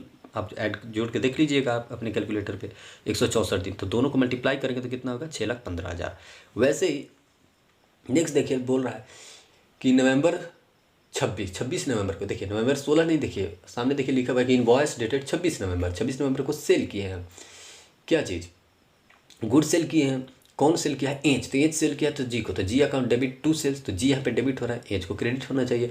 तो एच का क्रेडिट साइड में हम देखेंगे 6,000 26 नवंबर को। 26 नवंबर को हम क्या किए हैं, जी तो परचेज ही करेगा ना, क्यों, क्योंकि एच तो हमें सेल किया है, तो परचेज लिख कर 6,000 और 125 दिन टोटल हो रहा है नवंबर से लेकर मार्च 31 तक, और 7,50,000। तो वैसे ही देखिए ये कोई हार्ड नहीं है, जितना भी आप देखेंगे ना सारे वैसे का वैसे है। नेक्स्ट देखिए कि ये जो है गुड्स सेल किया है एच, किसको, जी को, फिर से वही होगा कितना, 17 दिसंबर को देखिए 5250 और 104 दिन टोटल बच रहा है। परचेज दिखा दिए उसको, क्यों, क्योंकि हम उसको परचेज कर रहे हैं। आगे देखिए promissory note given by G to H, 3 महीने के लिए प्रोमिसरी नोट मिला है जनवरी 3 को, यानी कि 6 अप्रैल को जो इसका ड्यू डेट हो जाएगा ग्रेस मार्क के साथ, तो 7,500 आइए 6 अप्रैल 7,500 बिल्स पेबल। लेकिन देखिए अब 31 मार्च को हमारा डेट बंद हो रहा था, ठीक है, लेकिन हमारा बिल जो है वो 6 अप्रैल को, यानी कि 6 दिन आगे चला गया। तो इसको हम अमाउंट में तो दिखा देंगे 7,500, लेकिन जो इसका डेट जो बचा 6 दिन एक्स्ट्रा, उसको हम प्रोडक्ट में दिखाएंगे अलग साइड। बिल्स पेबल मतलब बिल तो क्रिएट हुआ है, ठीक है। क्या दिखा रहा है कि हम promissory note given by G to H, हम एच को दिए है प्रोमिसरी नोट, एच क्या होनी चाहिए, डेबिट होनी चाहिए। प्रोमिसरी नोट दे रहे हैं तो एच टू बिल्स पेबल हमारा होना चाहिए, तो एच अकाउंट डेबिट, और ये एच का है तो एच अकाउंट डेबिट साइड में बिल्स पेबल लिख दिए 7,500। लेकिन ये जो 7,500 है, ये 7,500 इधर भी जाएगा। ये देखिए 7,500 गुने 6 45,000। क्यों, क्योंकि 6 दिन एक्स्ट्रा है। 31 मार्च को तक जो एंट्री होगा वो रियल में हम दिखाएंगे डेबिट क्रेडिट, जैसे ही उसको क्रॉस किया उसको हम रिवर्स साइड दिखाएंगे। तो ये तो 6 अप्रैल है तो 6 दिन एक्स्ट्रा, तो 7,500 गुने 6 45,000 इधर दिखा दिया, 7,500 अमाउंट इधर ही रहने दिया।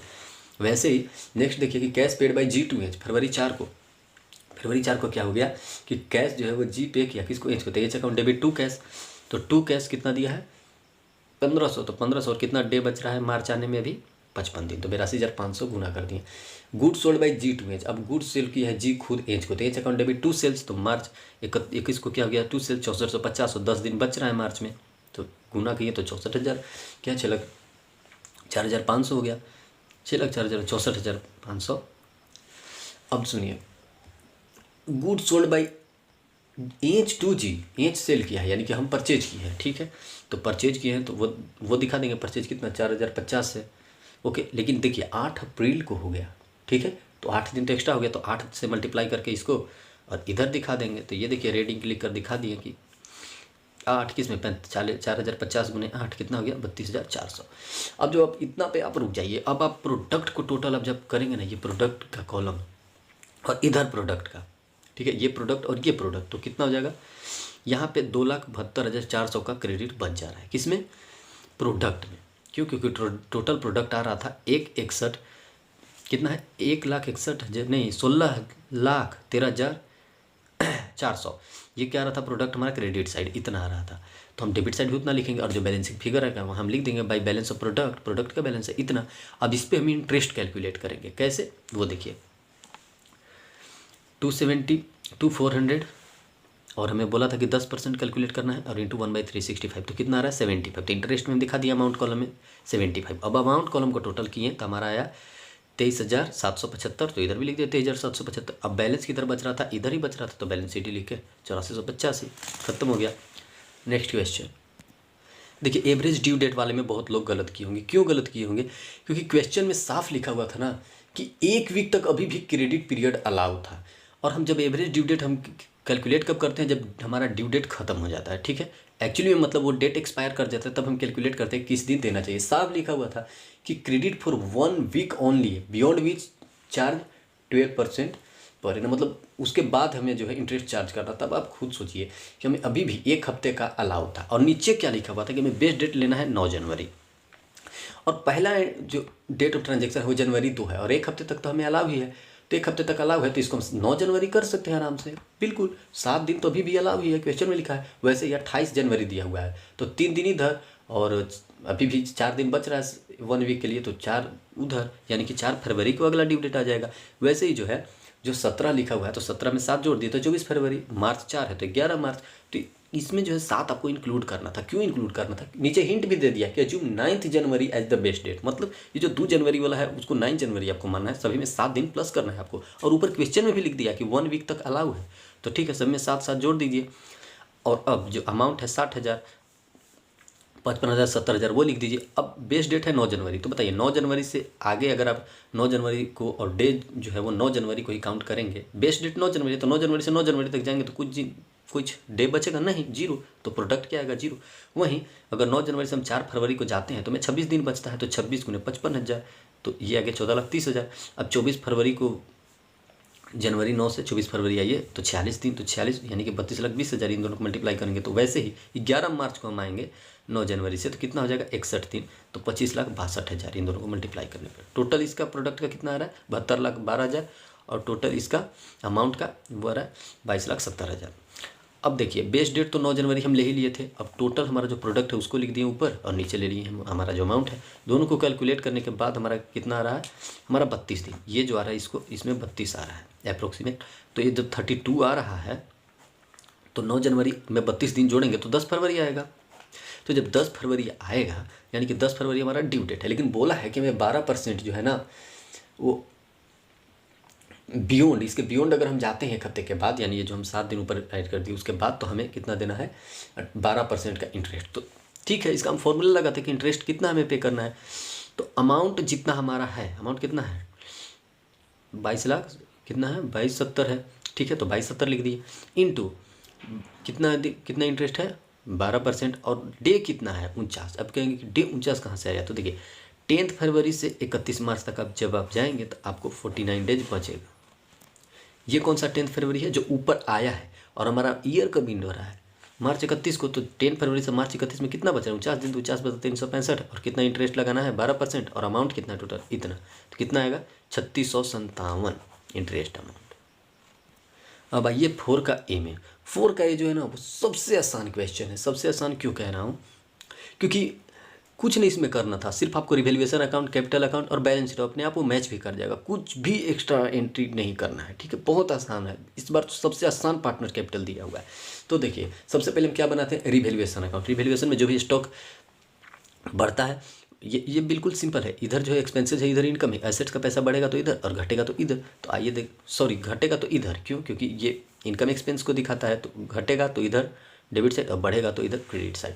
तो फर्स्ट देखिए प्लांट जो है वो 40,000 हो गया, लेकिन जब आप ऊपर देखेंगे तो प्लांट कितना है, 45,000 का है। वो अब 40,000 हो गया, 5,000 से कम हो गया तो 5,000 कम दिखा दिया। वैसे स्टॉक का जो है, स्टॉक का भी वही है। कितना है का है स्टॉक है 42,000 का, लेकिन ऊपर देख रहे हैं कि स्टॉक कितना का था, 42,600 का, यानी कि 600 से कम हो गया तो स्टॉक को भी 600 कम दिखा दिया। फिर फर्नीचर को देखिए, फर्नीचर ऊपर जो है वो है 23,500 का, यानी पहले 23,500 का है, अब हो गया 20,000, यानी 3500 से कम हो गया तो 3500 से कम डेबिट साइड दिखा दिया। नेक्स्ट देखिए बिल्स रिसीवेबल 12,000 हो गया, जबकि बिल्स रिसीवेबल है कितना का, ऊपर आप देखेंगे तो आपको पता चला बिल्स रिसीवेबल 12,500 का है, तो 500 ये कम हो गया। ठीक है, वैसे ही देखिए बैड डेट्स, बैड डेट क्या बोल रहा है कि 2400 बैड डेट है। ठीक है, 2400 बैड डेट सीधे लिख दिए, बैड डेट 2400 है। और बोला कि 5% प्रोविजन है किस पे, bad debts recovered, bad debt पे, मतलब जो प्रोविजन बनाए हैं, provision is to be provided for bad debts और डाउटफुल डेट, वो कितना है 5%। तो डेटर कितना था, डेटर है 38,400। 38,400 में से आप 2400 घटा दीजिए तो कितना बचेगा 36,000। अब 36,000 पे 5% लगाएंगे बैड डेट तो कितना आएगा 1800, तो 1800 लिख दिए। अब देखिए यहाँ पे कुछ भी अदर जो था वो नहीं दिया था रिलेटेड टू इनकम एक्सपेंस। अब नेक्स्ट क्वेश्चन पढ़िए, building is to be appreciated by 75%। Building 75% से बढ़ गया है। बिल्डिंग था कितना का, बिल्डिंग था ऊपर देखेंगे तो आपको पता चलेगा कि बिल्डिंग जो दिया हुआ है वो है 60,000 का, तो सीधा 60,000 का 75% निकालेंगे तो 45,000, तो 45,000 से बढ़ गया है, सीधा लिखा हुआ है, डिफरेंस नहीं, सीधा लिखा हुआ है कि बढ़ गया है। 4 का है तो 45,000 से बढ़ा दिए। फिर नीचे लिखा हुआ है कि 1200 जो हमारा लायबिलिटी है बचा हुआ है अभी, और टोटल लायबिलिटी एक्चुअल में वो था कितना 15,000, कितने बिल्स पेबल जो है, सैलरी पेबल जो है 2,000 का था, लेकिन 1200 भी बच रहा है, यानी 800 हमारा इनकम हो गया, तो इनकम दिखा दिया। अब 2:3 में जो हमारा क्रेडिट साइड जो है वो ज़्यादा था, यहाँ पे बैलेंस बच गया, तो ये जाएगा पार्टनर्स कैपिटल में 100 बाई को, क्योंकि 100 बाई जो है वो ओल्ड पार्टनर्स हैं, तो 32,000 जो है उसको हम 2:3 में बांट दिए, तो 12,800, 19,200। अब जब पार्टनर्स कैपिटल बनाए तो बैलेंस BD, यानी कि जो पार्टनर्स कैपिटल दिया हुआ है, ओपनिंग कैपिटल 60,000, 1,40,000 ऊपर दिया हुआ है, और जो हमारा रिवैल्यूएशन का प्रॉफिट हुआ ये अभी 12,800, 19,200 वो दे दिए। क्वेश्चन में देखेंगे तो जनरल रिजर्व है कितने का 40,000 का, तो उसको 2:3 में दे दिए दोनों को। ओके, अब लिखा हुआ था कि C जो है वो आया है 1 लाख रुपए लेकर, और गुडविल का पैसा वो नहीं लाया था, 1 लाख लाया है तो बाई बैंक 1 लाख जेड के अकाउंट में लिख दिए, जेड लाया था। अब जेड के को जो गुडविल लाना था तो वो गुडविल नहीं लाया। अब 1,20,000 टोटल वहाँ पे लिखा हुआ है कि गुडविल है का अमाउंट है 1,20,000, तो 1,20,000 अगर गुडविल का है तो, और आया कितने के लिए 1/5 के लिए, तो 1,20,000 में 1/5 करेंगे तो 24,000। 24,000 ये नहीं लाया, तो 24,000 अगर ये नहीं लाया तो 24,000 100 बाई जो है वो कंपेंसेट करेंगे, उससे ले लेंगे। किससे लेंगे, जेड के कैपिटल से लेंगे। अब तो 9600 और 14,400, ये 2:3 किसका है 24,000 का गुडविल का, तो गुडविल का अमाउंट ये लोग ले लिए। गुडविल कितना है 1,20,000, तो 1,20,000, और जेड कितने के लिए एडमिट हुआ है 1/5 के लिए, तो 1/5 करेंगे 1,20,000 में तो 24,000, और 24,000 इंटू 2:3, तो 100 वाई को क्रेडिट कर दिए, और इधर जो है 100 वाई से हम जेड अकाउंट को डेबिट कर दिए, मतलब जेड का जो हमारा मतलब कैपिटल है वो घट गया किससे 9600 से 14,400 से। ये गुडविल के लिए है, ये गुडविल के लिए हम माइनस किए हैं, कर दिए दोनों को। अब देखिए जनरल रिजर्व भी दे दिए जो 40,000 का था, दोनों को ओल्ड पार्टनर था, ओल्ड कैपिटल में मिल गया। ठीक है, अब जो अब तो कुछ इससे ज़्यादा कुछ था ही नहीं, अब रिवैल्यूएशन जो आया वो भी ओल्ड पार्टनर को मिल गया। अब टोटल जब हम करेंगे कैपिटल को तो कितना बच रहा है, ये देखिए बैलेंस बच रहा है 98,400 एक्स का, और 197,600 वाई का, और जेड का 1 लाख। ठीक है, जे का 1 लाख नहीं बच रहा है, ये देखिए 76,000 ही बच रहा है। क्यों, क्योंकि 24,000 तो उसको दे देना है, इस किसको 100 बाई को वो दे दिया, क्योंकि वो गुडविल का अमाउंट खुद नहीं लाया था तो वो अपना कैपिटल से दे दिया। अब ये जाएगा बैलेंस शीट में, और ये जो ऊपर अप डाउन हुआ है सारे अमाउंट ये भी जाएंगे बैलेंस शीट में। ये तो शेयर इन गुडविल जो है वो कैलकुलेट किए थे कि 1,20,000 है, 1/5 के लिए आया है तो 24,000, और 24,000 जो है वो एक्स वाई को दे देगा 2:3 में। अब देखिए कैपिटल देखिए एक्स का इतना बचा था, वाई का इतना, बैलेंस शीट जो उधर आप देखें, और जेड का इतना, टोटल 3,72,000। क्रेडिटर जो था वो दिया हुआ है बैलेंस शीट में, ऊपर देखेंगे तो 42,600। बिल्स पेबल भी दिए हुआ है 15,400। और सैलरी जो कि 2,000 का था, उसमें 800 का हमारा इनकम हो गया था, मतलब हम नहीं पे करना था, तो पे कितना करना है अभी भी 1,200। अब देखिए बिल्डिंग 60,000 का था और बोला है कि 45,000 से बढ़ गया, तो दोनों को ऐड कर दिया तो 1,05,000। प्लांट जो है 45,000 का, बोल रहा था कि अब वो घट गया, 5,000 से घट गया है, मतलब वो 40,000 का हो गया, तो 40,000 का दिखा दिया। वैसे ही फर्नीचर का भी दिखा हुआ था कि वो 20,000 का हो गया है, 3,500 से कम हो गया, तो 20,000 दिखा दिए। डेटर जो था 38,400 का था, 2,400 का बेड रेट जो गिवन था वो, तो 2,400 जैसे ही घटा 3,600 बचा, और उस पर प्रोविजन 5%, तो 1,800। तो इन दोनों को मैनेज करेंगे तो 34,200। बिल्स रिसीवेबल भी 500 से डाउन चल गया था, 12,500 से 12,000 हो गया था, तो 12,000 दिखा दिए। स्टॉक भी जो है वो 42,000 हो गया था 42,600 से, तो 42,000 दिखा दिए। और बैंक तो 78,000 गिवन है, आप देखेंगे बैलेंस शीट में, तो कैश लेकर, cash at bank, cash in hand, या फिर आप कैश एट बैंक कहिए, 78,000 गिवन था। और 1,00,000 वो जो जेड अभी आया तो लेकर आया था वो, तो 1,78,000 टोटल हो गया बैंक। अब बैलेंस शीट मैच हो गया, 4,31,200, 4,31,200। देखिए बहुत आसान था, इतना आसान पार्टनर्स कैपिटल पूछता नहीं है कभी फाउंडेशन में। अब आइए 4 का बी, यानी कि इनकम एंड एक्सपेंडिचर अकाउंट वाला में, उसमें बोला है कि इनकम एक्सपेंडिचर गिवन है आपका, और इसे रिसीप्ट, पेमेंट और बैलेंस शीट बनाना है। तो बैलेंस शीट कब बनेगा, जब ओपनिंग बैलेंस शीट बनेगा, ठीक है। सबसे पहले हम आपको कहेंगे कि जो सब्सक्रिप्शन का है एंट्री, वो देख लीजिए आप नीचे, सब्सक्रिप्शन का जो एडजस्टमेंट है। तो सुनिए, जो पहले इनकम एंड एक्सपेंडिचर में प्लस हो गया है, वो तो रिसीप्ट एंड पेमेंट में जाएगा, तो वो तो अब माइनस होगा। रिवर्स चल रहा है ना, इनकम एक्सपेंडिचर से रिसिप्ट बना रहे हैं, जबकि बनता क्या है, रिसिप्ट से बनता है इनकम एक्सपेंडिचर, लेकिन अब रिवर्स जा रहा है तो सारे अमाउंट रिवर्स होंगे। तो सब्सक्रिप्शन का जो बैलेंस है वो दिया हुआ है कितना, 8500। आप देखेंगे ऊपर देखिए, बैलेंस शीट जो है उसमें लिखा हुआ है, क्या लिखा हुआ है कि सब्सक्रिप्शन आपका जो है 8500 है, ठीक है, 8500 सब्सक्रिप्शन। और नीचे एडजस्टमेंट में आ जाइए, सब्सक्रिप्शन में जो 4 सब्सक्रिप्शन का एडजस्टमेंट है नीचे। तो ओपनिंग का लिखा हुआ है कि 700 आउटस्टैंडिंग है। तो सुनिए, ओपनिंग का एडवांस तो हम ऐड करते हैं, तो ओपनिंग का आउटस्टैंडिंग क्या करेंगे, माइनस। लेकिन क्योंकि हम रिसीट से पेमेंट नहीं बना रहे हैं, रिसीट से हम जो है इनकम एक्सपेंडिचर नहीं बना रहे हैं, हम इनकम एक्सपेंडिचर से रिसीट बना रहे हैं, तो हम क्या करेंगे, उस ओपनिंग आउटस्टैंडिंग को प्लस, सारे रिवर्स जाएंगे, तो ओपनिंग आउटस्टैंडिंग प्लस हो गया, तो ओपनिंग एडवांस क्या होगा, माइनस होगा। वैसे ही क्लोजिंग एडवांस जो होता है वो माइनस होता है, तो एक्चुअली में यहाँ पे प्लस हो जाएगा वो, और क्लोजिंग आउटस्टैंडिंग जो होता है वो प्लस होता है, तो वो माइनस हो गया। अब आप खुद सोचिए, स्टार्टिंग का जो एडवांस होता है उसको तो हम प्लस करते हैं, सुनिए पहले ही हमें एडवांस दे दिया गया तो उसको तो हम ऐड करना चाहिए, तो ऐड तो करना चाहिए रियल में, लेकिन अगर हम रिवर्स बना रहे हैं तो उसको क्या करना चाहिए, सब्सट्रैक्ट करना चाहिए। तो ओपनिंग के एडवांस को सब्सट्रैक्ट किए हैं, तो वैसे ही सारा हुआ है। तो कितना हो गया, 8270, रिसीट एंड पेमेंट अकाउंट की बात कर रहा हूँ। और आप देखेंगे तो बैलेंस ऊपर ही देखिए, इनकम एक्सपेंडिचर में सारे रिसिप्ट लिखा हुआ है, कितना, एंट्रेंस फी 250 है, कंट्रीब्यूशन जो है वो दिया हुआ है 1,000 का, 750 का रिसिप्ट है। अब आप देखेंगे ये सारी चीज़ें जो है वो ऊपर लिखा हुआ है, ठीक है, ये सारी चीज़ें जो है वो उधर क्रेडिट साइड लिखा हुआ है, ये चीज़ की इतना सारा रिसिप्ट हुआ है। लेकिन पेमेंट साइड में एडजस्टमेंट है, क्यों, क्योंकि सैलरी से रिलेटेड नीचे एडजस्टमेंट भी दिया हुआ है, कि सैलरी तो 3750 ऊपर दिया हुआ है, ठीक है, सैलरी जो है 3750 अगर आप देखेंगे तो नीचे दिया हुआ है एकदम ऊपर स्टार्टिंग में, किसमें, इनकम एक्सपेंडिचर में 3750 दिया हुआ है। अब ओपनिंग का कोई आउटस्टैंडिंग है तो उसको हम ऐड कर लेंगे, क्यों, क्योंकि ये सब्ट्रैक्ट होना चाहिए था, लेकिन रिवर्स बना रहे हैं, रिसिप्ट बना रहे हैं इनकम एक्सपेंडिचर से, तो प्लस किए 600, और क्लोजिंग का आउटस्टैंडिंग तो उसको माइनस किया, कितना हो गया, 3900। वैसे ही जनरल एक्सपेंस भी है 1500 था, और प्रीपेड इंश्योरेंस नीचे लिखा हुआ है, प्रीपेड तो माइनस होता है, लेकिन क्योंकि हम रिवर्स बना रहे हैं तो उसको हम ऐड कर लिए, 1650 हो गया। ऑडिट फी का भी वैसा ही है, नीचे एडजस्टमेंट आप देखेंगे तो लिखा हुआ कि 250 जो है आउटस्टैंडिंग है, और ओपनिंग का आउटस्टैंडिंग जो है वो 200 है, तो क्लोजिंग का आउटस्टैंडिंग -250 और ओपनिंग का आउटस्टैंडिंग +200, तो ऑडिट फी टोटल कितना हो गया, 200 ही सिर्फ बचा, ये 250, ये 250 खत्म। सेक्रेटरी ऑनरेरियम सीधा गिवन है, कोई ज़रूरत नहीं है, सीधा लिख दिए। प्रिंटिंग स्टेशनरी 450 लिखा हुआ है उसमें, तो प्रिंटिंग एंड स्टेशनरी को जो है वो सीधे लिख दिए हम, कितना, 450। ये सारे जो किसमें है, इनकम एक्सपेंडिचर में दिए हुए हैं ऊपर जो, और एनुअल डिनर 1500 वो दे दिए, इंटरेस्ट एंड बैंक चार्ज 150 जो है वो दिया हुआ है वो लिख दिए, और by purchase of sports material 1400 वो लिख दिए। अब आप बोलेंगे कि डिप्रिसिएशन को क्यों नहीं लिखे, देखिए डिप्रिसिएशन के बारे में नीचे एंट्री है कि डिप्रिसिएशन जो है वो किसी एसेट पे लगा हुआ है, किस पे लगा हुआ है वो हम बैलेंस शीट में देख लेते हैं। तो ये तो हमारा रिसीट एंड पेमेंट अकाउंट बन गया, जिससे 1580 जो हमारा बच गया। तो जब रिसीट एंड पेमेंट बनाएंगे तो 1580 बच गया, तो 1580 हमारा कैश में है, रिसिप्ट जब किए थे, तो ये तो ओपनिंग का है, तो 1580 जो है ओपनिंग बैलेंस शीट के कैश में दिखेगा, एसेट साइड, ठीक है। देखिए अब जब आप ओपनिंग बैलेंस शीट बनाएंगे तो 1580 कैश इन हैंड आप दिखाएंगे, रिसिप्ट एंड पेमेंट वाला, ठीक है। अब देखिए सब्सक्रिप्शन वाला फिर से देख लीजिए, जो 4 को सब्सक्रिप्शन दिया हुआ है उसमें एडवांस सब्सक्रिप्शन है ओपनिंग ईयर का, ठीक है, क्लोजिंग ईयर का नहीं, देखिए ओपनिंग बैलेंस शीट बन रहा है तो ओपनिंग ईयर का एडवांस है, वो हमारे लिए क्या है, एडवांस सब्सक्रिप्शन, यानी रिसीव हम ज़्यादा कर लिए हैं, तो वो क्या हो गया, लाइबिलिटी 550 है। सैलरी आउटस्टैंडिंग 600, वो भी नीचे लिखा हुआ है। ऑडिट फी 200, वो भी नीचे लिखा हुआ है। और बैंक लोन 5000, वो भी जो है नीचे लिखा हुआ है, यानी ये सब एडजस्टमेंट के अमाउंट हो गए, ठीक है। अब वैसे ही एसेट में देखिए, आउटस्टैंडिंग सब्सक्रिप्शन यानी कि अभी जो हमें इनकम रिसीव नहीं हुआ है वो हमारा एसेट 700, फ्री होल्ड लीज वो हमारा 20,000, और स्पोर्ट्स इक्विपमेंट जो है 2600 वो है। अब वो जो डिप्रिसिएशन अभी छोड़े थे वो इसी की बात करेगा, देखिएगा कैसे, स्पोर्ट्स इक्विपमेंट का ही।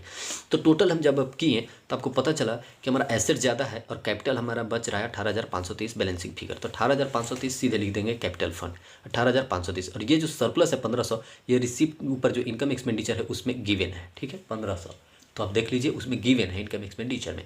तो टोटल हम करेंगे तो 20,030। अब देखिए करंट ईयर में ही, अब आप करंट ईयर का देखिए सब्सक्रिप्शन, उसमें क्या था, कुछ एडवांस सब्सक्रिप्शन होगा तो वो लाइबिलिटी है 370, और वहीं पे हम देखेंगे कुछ आउटस्टैंडिंग सब्सक्रिप्शन होगा 750 का, करंट ईयर में अब आ गए, ठीक है।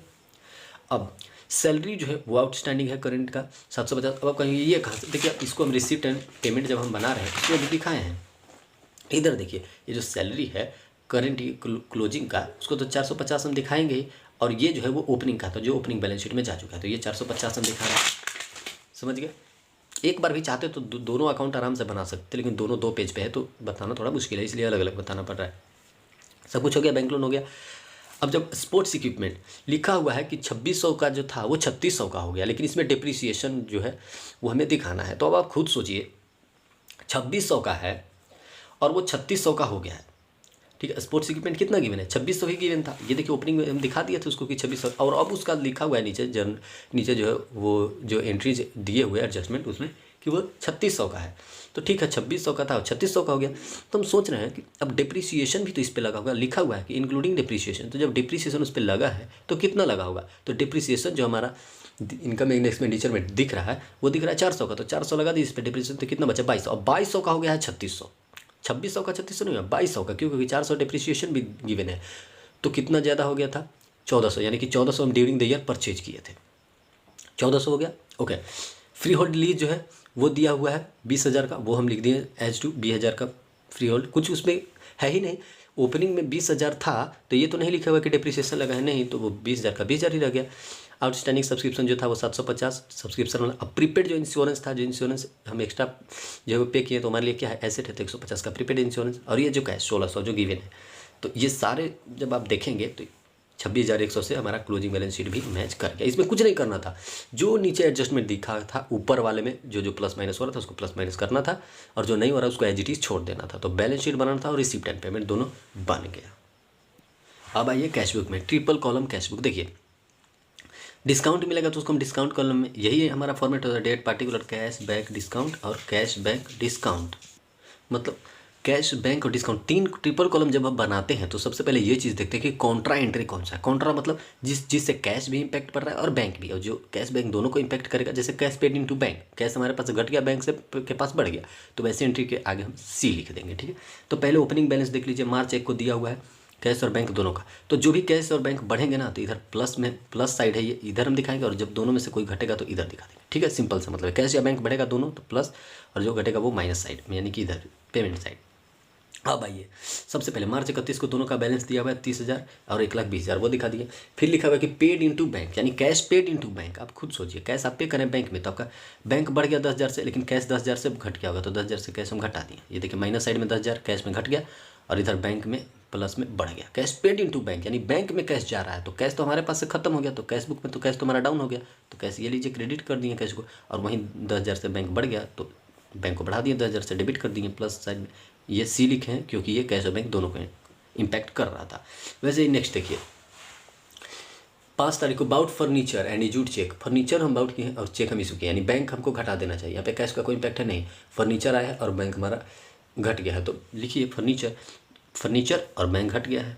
क्रेडिट साइड दिखाना है, माइनस साइड होता है ये 15,000। आगे देखिए परचेज गुड्स फॉर कैश, हम कैश से गुड्स परचेज किए तो कैश हमारा जा रहा है, तो कोई बात नहीं, 8 तारीख को जो है हम दिखा दिए परचेज 5,000 खत्म।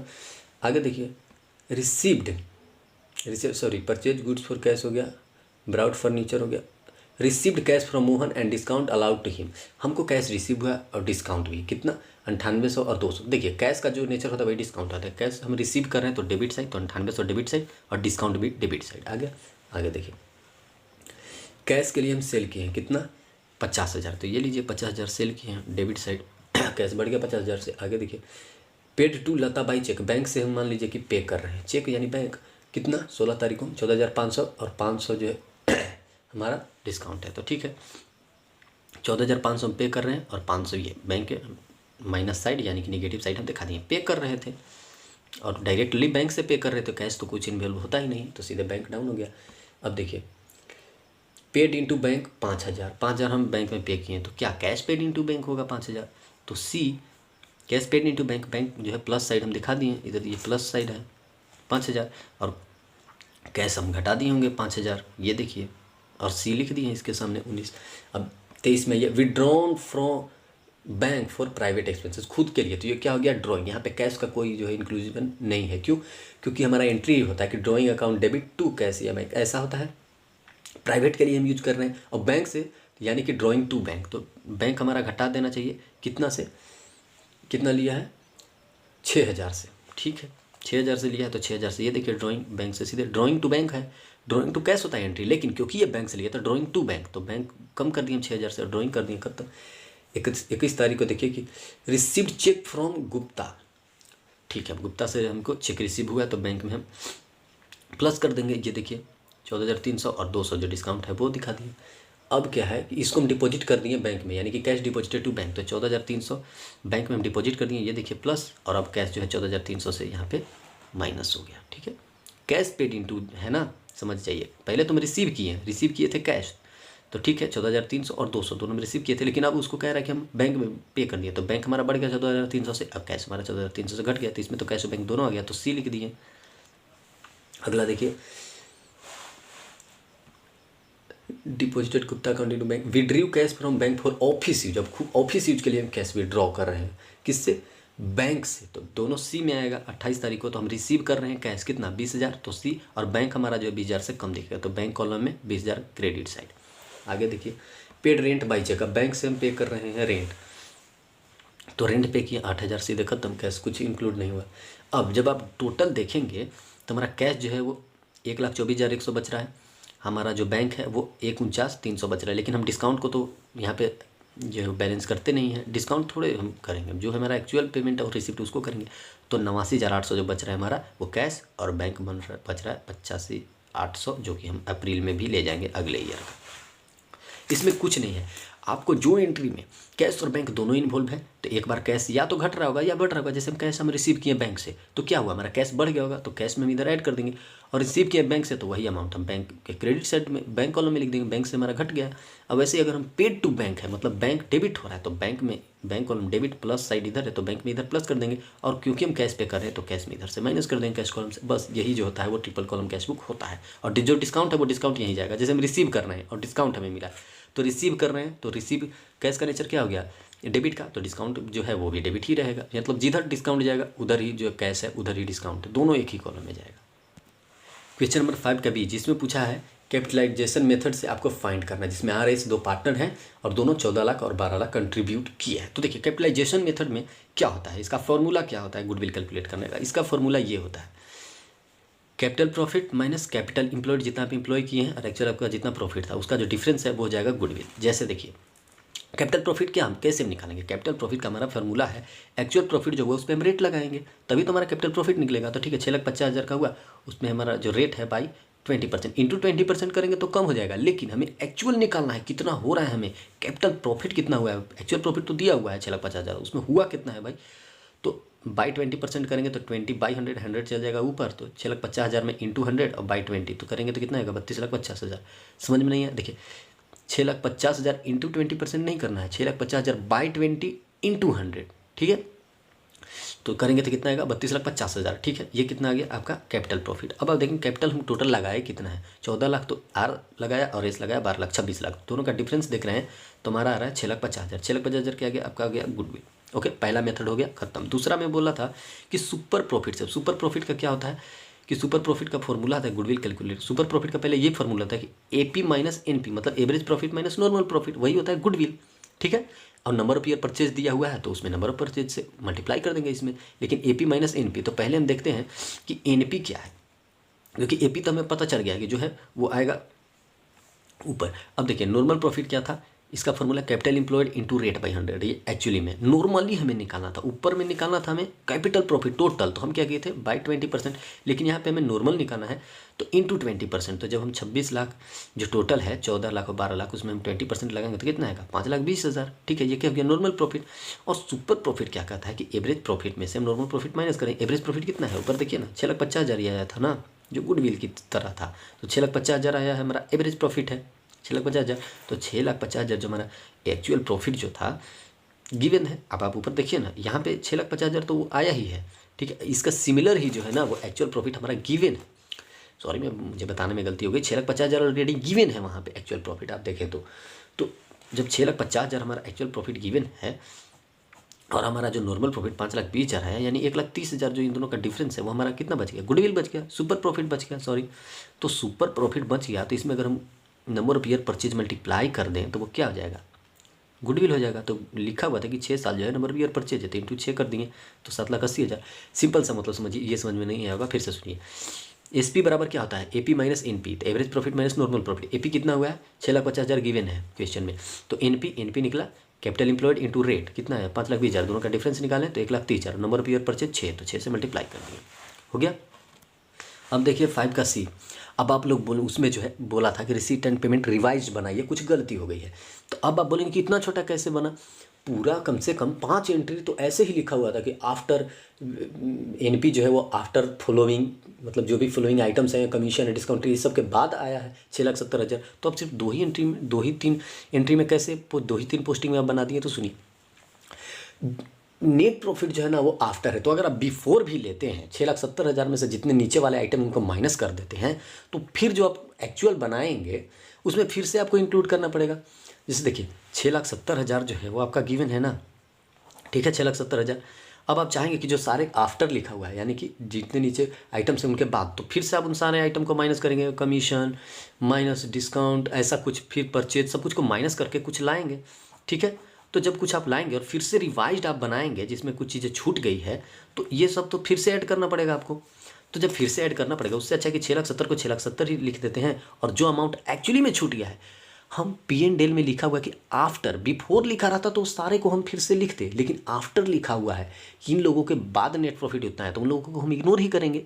नेट प्रॉफिट का मतलब क्या है सारे एडजस्टमेंट के बाद जो आया है तो एडजस्टमेंट के बाद ही आया है, लेकिन कुछ कुछ छूट गया तो जो छूट गया उसको हम ऐड कर लेंगे।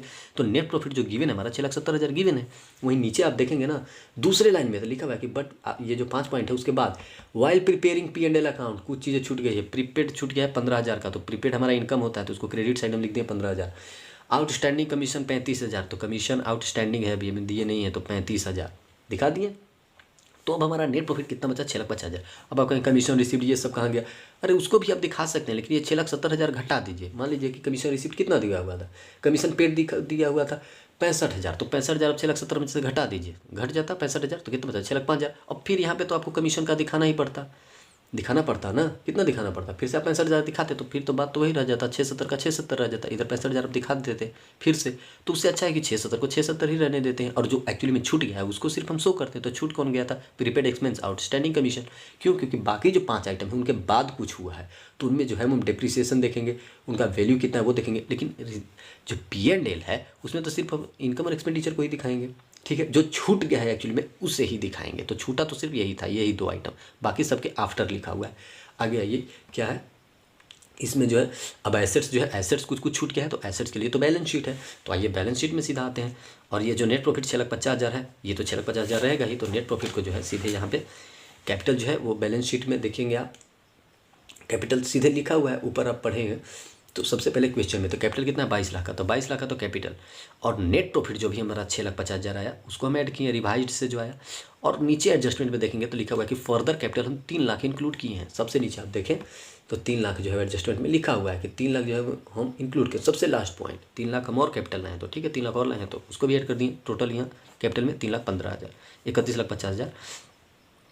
अब सुनिए आगे कमीशन जो था आउटस्टैंडिंग जो छूटा हुआ था हमारा, अभी नीचे ही एडजस्टमेंट में देखे थे वो 35,000 दिखा दी, और एक एडवांस पे किए थे प्रीपेड एक्सपेंस 15,000 का, वो भी इधर दिखा दी। हो गया। अब फर्नीचर जो है वो 65,000 का था, और नीचे डेप्रिसिएशन का ऊपर देखेंगे आप तो साफ लिखा हुआ है कि फर्नीचर पे और फिक्चर पे में 10% हमें लगाना है फर्नीचर पे और 20% व्हीकल पे। तो 10% फर्नीचर पे अगर आप लगाएंगे तो फर्नीचर -10% 5,85,000। ठीक है। अब आप कहेंगे कि जो 10% आप लगाएं इस चीज़ को आप रिवाइज्ड पीएल में क्यों नहीं दिखा, क्योंकि रिवाइज्ड पीएल ऑलरेडी इन चीज़ों से बना हुआ था, मतलब 10% बना हुआ था। पढ़ के देखिए उसमें आफ्टर लिखा हुआ है कि आफ्टर एडजस्टमेंट 670 आया हुआ था, तो 10% वहाँ लगाने का कुछ मतलब ही नहीं था, वो ऑलरेडी लग चुका था। लेकिन जो बैलेंस हम बैलेंस शीट में दिखाएंगे वो तो घटा हुआ अमाउंट ही दिखाएंगे। तो 6,50,000 में से 10% तो कितना बचेगा, 6,50,000 का 10 में 65,000, तो 650 में से 65,000 आप घटाएंगे तो 5,85,000। वैसे ही व्हीकल में से, व्हीकल क्या है 2,75,000 का, नीचे लिखा हुआ है कि 50,000 का हम और परचेज किए हैं। ठीक है। तो 50,000 का और आप अगर एडिशनल लाए हैं तो कितना हो गया, वो तो एडिशनल हो गया। लेकिन अब आप पूछेंगे कि तो जब परचेज की है फिर से तो डिप्रिसिएशन आप जो लगाएंगे जो 20% व्हीकल पे, वो तो दोनों पे लगेगा। ये जो 20% व्हीकल पे गिवन है कि क्वेश्चन पॉइंट नंबर 4 में देखिए कि व्हीकल पे में 20% लगाना है, तो 20% तो व्हीकल पे तो 2,75,000 पे ही लगेगा ना। क्यों, क्योंकि ये तो बाद में परचेज हुआ है। तो ये जब बाद में परचेज हुआ तो इसका तो पता नहीं कि कब हुआ, ये तो लास्ट ईयर में हुआ मतलब अंतिम टाइम पे ये खरीदा गया है 50,000। नीचे देखिए आप व्हीकल का जब आप देखेंगे तो उसमें साफ लिखा हुआ है कि जो व्हीकल है व्हीकल वो जो है वो 50,000 का मतलब बाद में खरीदा गया है। ठीक है। तो व्हीकल जब है जो अगर वो 50,000 का बाद में है तो उस पर हम डिप्रिसिएशन नहीं लगाएंगे। क्यों, क्वेश्चन नंबर पॉइंट नंबर 3 आप देखिए ना, लास्ट टाइम पे 31 मार्च को हम बना रहे हैं। ठीक है। 31 तारीख को बना रहे हैं, 31 तारीख को ही खरीदा गया है। ठीक है। तो 31 तारीख को ही अगर खरीदा गया है तो क्या उस पर डिप्रिसिएशन लगेगी, नहीं। तो 55,000 पे तो कोई डिप्रिसिएशन लगेगा नहीं, सॉरी 50,000 पे तो कोई डिप्रिसिएशन लगेगा नहीं। तो 275 का 20% निकालेंगे थे आप तो 55,000 आएगा। तो 55,000 हम डिप्रिसिएशन माइनस कर दिए, एडिशनल जो अभी खरीदे थे उस पर कोई डिप्रिसिएशन नहीं, और टोटल कितना 270। इन्वेंट्री जो है वो गिवन है 6,50,000 का है हमारा। ठीक है। प्रीपेड एक्सपेंस जो हम नीचे 2 एंट्री था उसमें था, सबसे लास्ट एडजस्टमेंट के जो 2 पॉइंट थे उसमें ट्रेड रिसीवेबल जो हमारा था वो 13 लाख गिवन है ऊपर, आप देख लीजिए सबसे ऊपर 13 लाख गिवन है। उसमें लिखा हुआ है कि प्रोविजन जो है 3% लगाना है। प्रोविजन वाला पॉइंट कहाँ है, आपको पॉइंट नंबर 5 में मिलेगा कि 3% हमें लगाना है। तो 3% लगा, ये 13 लाख का 3% 39,000 और माइनस कर दिया तो कितना हो गया 12,61,000। फिर आपके माइंड में आएगा ये प्रोविजन जो 3% है उसको आप क्यों नहीं दिखाए हैं जो आप उधर रिवाइज्ड पीएल बनाए। अरे भाई रिवाइज्ड पीएल आफ्टर इन लोगों के बाद का है, लेकिन बैलेंस शीट में तो हमें माइनस करना पड़ेगा, और वहाँ पे ऑलरेडी हो चुका है 670 जो आया है वो माइनस करके आया है, लिखा हुआ है। ठीक है। और कैश और बैंक जो 5,50,000 जो ऊपर दिया हुआ है वो, तो बैलेंस शीट जो है वो मैच कर गया। ओके। अब देखिए क्वेश्चन नंबर लास्ट, ये कुछ था ही नहीं। 2 लाख का हम शेयर है हमारे पास जो हम इशू किए हैं, तो 2 लाख अगर हम इशू किए हैं और हमारा जो है वो एप्लीकेशन पे 3 है तो 6 लाख 6 लाख, और फिर उसी 6 लाख को हम शेयर कैपिटल में भी ट्रांसफ़र कर दिए। ठीक है। अब जैसे ही हम गए हैं अलॉटमेंट पे, तो अलॉटमेंट है 5 से, जिसमें 3 है अलॉटमेंट का अमाउंट और 2 है प्रीमियम। तो ठीक है 2 लाख इंटू 5 10 लाख होना चाहिए, 3 लाख जिसमें 6 लाख होना चाहिए किसमें, हमारा एक्चुअल कैपिटल जो होना चाहिए अलॉटमेंट का, और 2 लाख जो है 2 इंटू 2 जो प्रीमियम था 2 लाख इंटू 2 प्रीमियम वो 4 लाख होना चाहिए हमारा सिक्योरिटी प्रीमियम का। लेकिन वहाँ पे देख रहे हैं कि 5,000 जो है किसी के पास, किसके पास था, रुके पढ़ते हैं।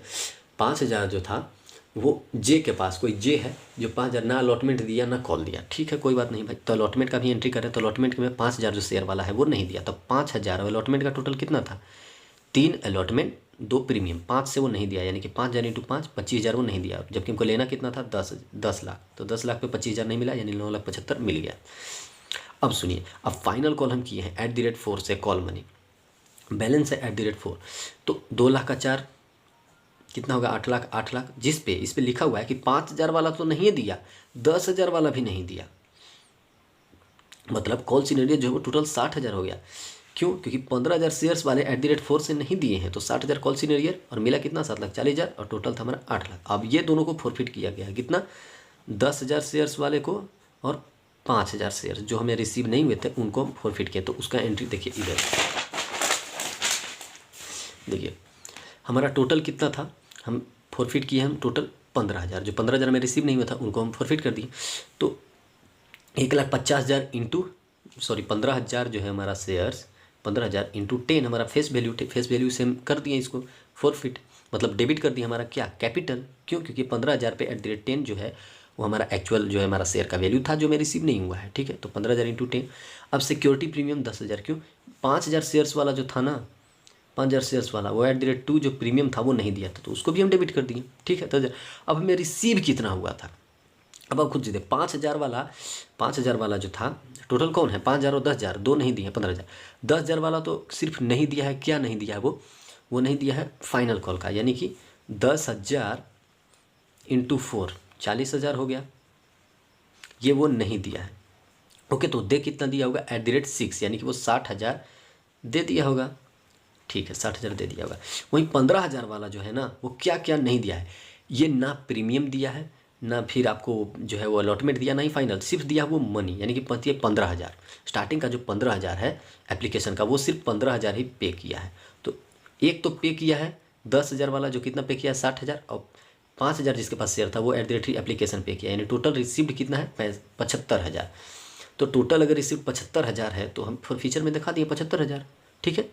अब ये क्या था, ये वही 5,000 वाले का प्रीमियम भी है जो वो पे नहीं किया था। हालांकि जो 10,000 वाला है वो तो प्रीमियम पे कर दिया था, वो तो सिर्फ फाइनल कॉल नहीं दिया था, ठीक है। अब प्रीमियम अलॉटमेंट में था, तो अलॉटमेंट वाला कौन नहीं दिया था 5,000 वाला, तो 5,000 इंटू 2 10,000।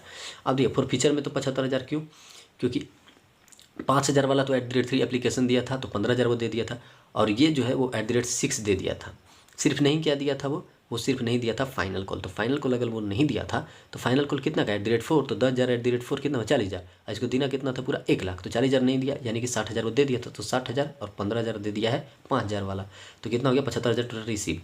तो अब देखिए, अब टोटल रिसीव्ड एरियर कितना है 85,000। 85,000 कैसे आया, अब ये सुनिए। 10,000 तो सिक्योरिटी प्रीमियम वाला जो हमें रिसीव नहीं हुआ है वो भी इधर आएगा, ठीक है, और 75,000 वो जो एक्चुअल में रिसीव नहीं हुआ, क्यों? क्योंकि 40,000 तो ये नहीं दिया है, ठीक है। 40,000 कौन नहीं दिया, 40,000 आपका 10,000 जो शेयर होल्ड किया था वो नहीं दिया था, ठीक है। @4 वो नहीं दिया था, तो 40,000 इसका, ठीक है। और ये कितना नहीं दिया था, ये सिर्फ 7 से नहीं दिया था, तो 15,000 इंटू 7 कीजिए, 15,000 इंटू 7, सॉरी 1,05,000। तो वो पे कितना किया था, सबसे पहले सॉरी वो हम गलत कैलकुलेट कर लिए। जो एरियर है हमारा वो तो 85,000 का ही बैलेंस बचा, क्यों? क्योंकि 75,000 अगर हमें टोटल रिसीव हो गया है, ये देखिए, तो हमारा 85,000 ही रिसीव नहीं होगा, टोटल कितना हो जा रहा है 1,60,000 हो जा रहा है, ठीक है। 1,60,000 हमारा जो हो जा रहा है टोटल अमाउंट डेबिट, क्यों? इक्विटी शेयर कैपिटल हमारा 15,000 फॉरफिट करना है, तो 15,000 इंटू 10 1,50,000, 10,000 5,000 इंटू 2 प्रीमियम हमको रिसीव नहीं हुआ था, वो 75,000 जो दोनों शेयर्स को मिलाकर रिसीव हो गया है, और बैलेंस जो बचा इन दोनों का 1,60,000 में से 75 घटाएंगे तो 85,000 वो हमारा एरियर हो गया, ठीक है। अब सुनिए, अब हम री इशू किए हैं कितना शेयर, सिर्फ 10,000, हमें री इशू कितना करना चाहिए था, हम 15,000 फॉरफिट किए हैं भाई टोटल शेयर्स, तो हमको री इशू कितना करना चाहिए 15,000, लेकिन हम री इशू कितना किए 10,000, और वो भी 9 रुपये पे, तो 10,000 इंटू 9 90,000, और हमारा जो एक से है वो डिस्काउंट है, तो शेयर फॉर फ्यूचर को इधर हम डेबिट कर दिए 10,000, और 2 शेयर कैपिटल 1,00,000, टोटल हम 10,000 इशू किए थे, तो 1,00,000 हमको मिलना चाहिए था @10, लेकिन मिला कितना 9 से ही सिर्फ किए। अब सुनिए, बोल रहा है कि जो कैपिटल है जो हम री इशू किए हैं उसमें 10,000 जो हम री इशू किए, वो 10,000 में टोटल जे का शेयर है, यानी जे का टोटल 5,000 होनी चाहिए, और 5,000 जो बचा वो हो गया के का। तो के जो था ना, और जे का तो टोटल 5,000, ठीक है। तो 15,000 जो वो पे किया था एप्लीकेशन पे, कौन? जे, वो कितना अमाउंट पे किया था 5,000, उसका तो शेयर्स है, और पे कितना किया था 15,000 सिर्फ एप्लीकेशन का, तो उसको फिर से 5,000 जो इसका रीस हुआ है उस पर कितना वो पे करेगा, तो ये 5,000 से ये 5,000 खत्म, 15,000 ही पे करेगा, फिर से उसको उस पर रिसीव होना चाहिए। देखिए समझिए, जे का टोटल 5,000 इंक्लूडेड है, 10,000 जो रीस हुआ है उसमें, तो जो 5,000 एप्लीकेशन मनी, 5,000 जो ये शेयर्स है उस पर एप्लीकेशन हमें टोटल अभी तक रिसीव कितना हुआ है, सिर्फ 15,000 ही रिसीव हुआ था, एप्लीकेशन मनी वो पे किया था, जे जो है एप्लीकेशन मनी पे किया था, तो अभी भी जो हमें रिसीव होना चाहिए 5,000 पे, वो कितना होना चाहिए 15,000, ठीक है। 15,000 हमें एक्चुअल रिसीव हो चुका है 5,000 वाले पे, लेकिन वहीं पे हम 10,000 वाले की बात करें तो क्योंकि टोटल हम री इशू कितना किए हैं, री इशू हम किए हैं सिर्फ 10,000, तो 5,000 वाला का तो हम दिखा दिए ऊपर, ठीक है, कि ये 15,000 वो पे किया था, लेकिन जो बाकी 5,000 तो अभी बच रहा है, तो 5,000 किसका बच रहा है, वो के का, तो के जो है वो 10,000 शेयर्स पे वो 60,000 पे कर दिया था, सिर्फ फाइनल कॉल ही नहीं पे किया था 10,000 @4 40,000, लेकिन 10,000 @6 अलॉटमेंट और एप्लीकेशन दे दिया था, तो 60,000 वो पे कर दिया था कितने पे, 10,000 शेयर्स पे, और अब उसका 5,000 शेयर्स ही इशू हुआ, तो कितना वो पे करेगा, 30,000। तो 30 और 15 कितना होगा, 30 और 15 45,000, 45,000 टोटल हो गया। तो 30 और 15 अगर 45,000 हो गया तो हमें कितना एक्चुअल में रिसीव हुआ है, वो हुआ है 45,000। ठीक है, 30 और 15 45,000। अब 45,000 जो रिसीव हुआ उसमें देख रहे हैं कि 10,000 तो फिर हम जब री इशू करते टाइम ही डिस्काउंट दे दिए थे डिस्काउंट, हाँ, तो 10,000 हम डिस्काउंट माइनस कर लेंगे और टोटल हमारा 35,000 जो बच गया वो एक्चुअल बच गया, तो 35,000 को share forfeiture to capital reserve भेज देंगे। समझ में आ गया? Okay, 45,000 minus 10,000। अब देखिए इसका बैलेंस शीट। बैलेंस शीट में सबसे पहले हम क्या करते हैं, ऑथोराइज कैपिटल लिखते हैं। तो ऑथोराइज कैपिटल तो कुछ है ही नहीं, नोट्स बना रहे हैं पहले कैपिटल का अमाउंट लिखने के लिए। यही फॉर्मेट होता है ना कि इक्विटी कैपिटल, इक्विटी होता है इक्विटी एंड लायबिलिटीज, उसमें share holder fund, share capital, reserve, surplus. फिर क्या होता है एसेट्स में नॉन करेंट एसेट्स और करेंट एसेट, जिसमें कैश और कैश इक्विवेलेंट लिखते हैं। आगे आइए, तो ऑथोराइज कैपिटल नहीं था तो छोड़ दिए। हम इशू कैपिटल देखिए 2 लाख इंटू 10 20 लाख का होता है ना। इशूड कैपिटल हम 2 लाख इंटू 10 ही किए हैं, ठीक है, 20 लाख। लेकिन उसमें हम देख रहे हैं कि सिर्फ 1,95,000 ही हमें रिसीव हुआ है। क्यों, 2 लाख हम भेजे थे ना, ठीक है, हम 2 लाख भेजे थे, जिसपे हम 15,000 जो है वो हमें रिसीव नहीं हुआ था। 10,000 वाला 5,000 लाख फॉरफिट किए, फिर हम 10,000 जो है वो री इशू कर दिए थे, री इशू किए थे और ये फॉरफिट किए थे। तो एक्चुअली में देखें तो 2 लाख में से 15 तो 85, फिर 10 95, यानी 1,95,000 जो है वो तो हमें रिसीव होना ही होना है। तो ठीक है, 1,95,000 एट द रेट 10, तो 19,50,000 वो दिखा दिए। अब शेयर फॉर फ्यूचर में जो है वो 30,000 आएगा। अब आप कहेंगे कि इसमें 30,000 ही क्यों ऐड किया, तो सुनिए, शेयर फॉर फ्यूचर जो था 75,000 एक्चुअल में फॉरफिट हुआ था, आप देख रहे होंगे उधर फॉर फ्यूचर में 75,000 ही हम फॉरफिट अमाउंट का देख रहे हैं, तो 75,000 हमारा फॉरफिट का अमाउंट आया। लेकिन 10,000 जो है वो हमारा डिस्काउंट है, 10,000 हमारा डिस्काउंट लिखा हुआ था शेयर फॉर फ्यूचर में। क्यों, क्योंकि 10,000 जो हम रीइशू किए थे वो 9 पे ही किए थे, तो 10,000 इंटू 1 जो 10,000 था वो डिस्काउंट था 10,000। अब 35,000 हम कैपिटल रिजर्व में भेज दिए, तो हमारा बचा ये 35,000 कैपिटल रिजर्व में भी दिखेगा। इसको माइनस इसीलिए किए हैं, क्यों, क्योंकि इक्विटी कैपिटल में दिखा रहे हैं, यहाँ पे हम शेयर कैपिटल में दिखा रहे हैं, और ये जो है वो सिक्योरिटी प्रीमियम रिजर्व में जाएगा। तो 35,000 वो जो है सिक्योरिटी प्रीमियम रिजर्व में गया, घटा दिए, तो 75,000 में से 10,000 और 35,000 घटाएंगे तो कितना जाएगा, 30,000। तो 30,000 ऐड कर देंगे, 19,50,000 में कितना जाएगा, 19,80,000। अब ये 19,80,000 जो है वो शेयर कैपिटल में आ चुका है। अब रिजर्व एंड सरप्लस में देखिए, उसके लिए देखिए सबसे पहले आपको हम इधर दिखाते हैं कि रिजर्व एंड सरप्लस में गया कितना। देखिए सिक्योरिटी प्रीमियम रिजर्व 4 लाख, ये क्यों, अलॉटमेंट के टाइम वाला 4 लाख, ठीक है। और वहीं पे हम देख रहे हैं कि सिक्योरिटी प्रीमियम रिजर्व फिर यहाँ पे 10,000 जो है वो डेबिट हो गया है, तो इसको माइनस कर देंगे तो 4 लाख में से 10 लाख 3,90,000 बच गया, और फिर से हमारा जो है वो 35,000 फॉर फ्यूचर में आ गया है, ठीक है। तब इस चीज़ को भी तीनों को कंसिडर करते हैं। कहाँ, रिजर्व एंड सरप्लस का जब कैलकुलेट कर रहे हैं, कैपिटल रिजर्व 35,000 जो हम अभी दिखाए हैं कि 35,000 जो हमारा कैपिटल रिजर्व में गया है, नीचे फॉर फ्यूचर के बाद 45,000 मैंने 10,000, ठीक है। अब 4 लाख जो हमारा है वो सिक्योरिटी अलॉटमेंट के टाइम पे हमें मिला था, और ये 10,000 जो है वो री इशू के वक्त जो है डिस्काउंट दे दिए थे, ठीक है। तो 4 लाख में से 10,000 3,90,000 और 35,000 जो कैपिटल रिजर्व में हमारा गया था, वो तीनों को ऐड करेंगे 4,25,000। तो कितना गया रिजर्व एंड सरप्लस में, 4,25,000, 4,25,000 वो जो है वो 4,25,000 या 42,50 मत समझिए रिजर्व एंड सरप्लस। तो अब आप खुद सोचिए, जब इतना लायबिलिटी आ गया तो हमारे पास जो है एसेट्स भी हमेशा उसके अकॉर्डिंग ही आनी चाहिए। तो 24,05,000 जो है वो आपका 24,05,000 बोल रहे हैं, कितना है, हाँ, ये दोनों जो हो जाएगा 24,05,000 24,05,000 जो है वो हमारा दोनों मैच कर जाना चाहिए। क्यों, कैश एंड कैश इक्विवेलेंट में ये कहाँ से आया, ये हमको दिखाना ही होता है। क्यों, क्योंकि टोटल अब जब देखेंगे उधर बैंक में ना, बैंक कॉलम अब टोटल हम देखेंगे एंट्री वाला, तो 240,5,000 ही होगा। और वैसे भी आप सोच सकते हैं कि जब लायबिलिटी टोटल इतना है तो हमारा जो एसेट्स है वो इतना ही आनी चाहिए। तो एसेट्स में डायरेक्टली भी आप लिख सकते हैं कैश एंड कैश इक्विवेलेंट, कोई दिक्कत की बात नहीं है। और लास्ट में जो था वो क्या था, डायरेक्ट एट्रीब्यूटेबल कॉस्ट, जो हम प्रोडक्ट और सर्विस पे लगाते हैं, और फाइनेंशियल स्टेटमेंट से आप कह सकते हैं कि नहीं दिखाते हैं। तो उसमें क्या क्या आएगा आपका, कॉस्ट ऑफ साइट प्रिपरेशन हो गया, कॉस्ट ऑफ एम्प्लॉय बेनिफिट आप दे रहे हैं, इंस्टॉलेशन कॉस्ट हो गया, प्रोफेशनल फ़ी हो गया, और क्या क्या हो सकता है, कोई आप टेस्ट कर रहे हैं कि एसेट चल रहा है कि नहीं, उस पर आप एक्सपेंस करें तो वो भी हो जाता है डायरेक्ट एट्रीब्यूटेबल कॉस्ट। तो ये सारे जो है वो एग्जाम्पल हैं उसके। आई होप आपको समझ में आया होगा अच्छे से, और लॉ का भी जो है वो तुरंत ही आंसर जारी होगा, ठीक है।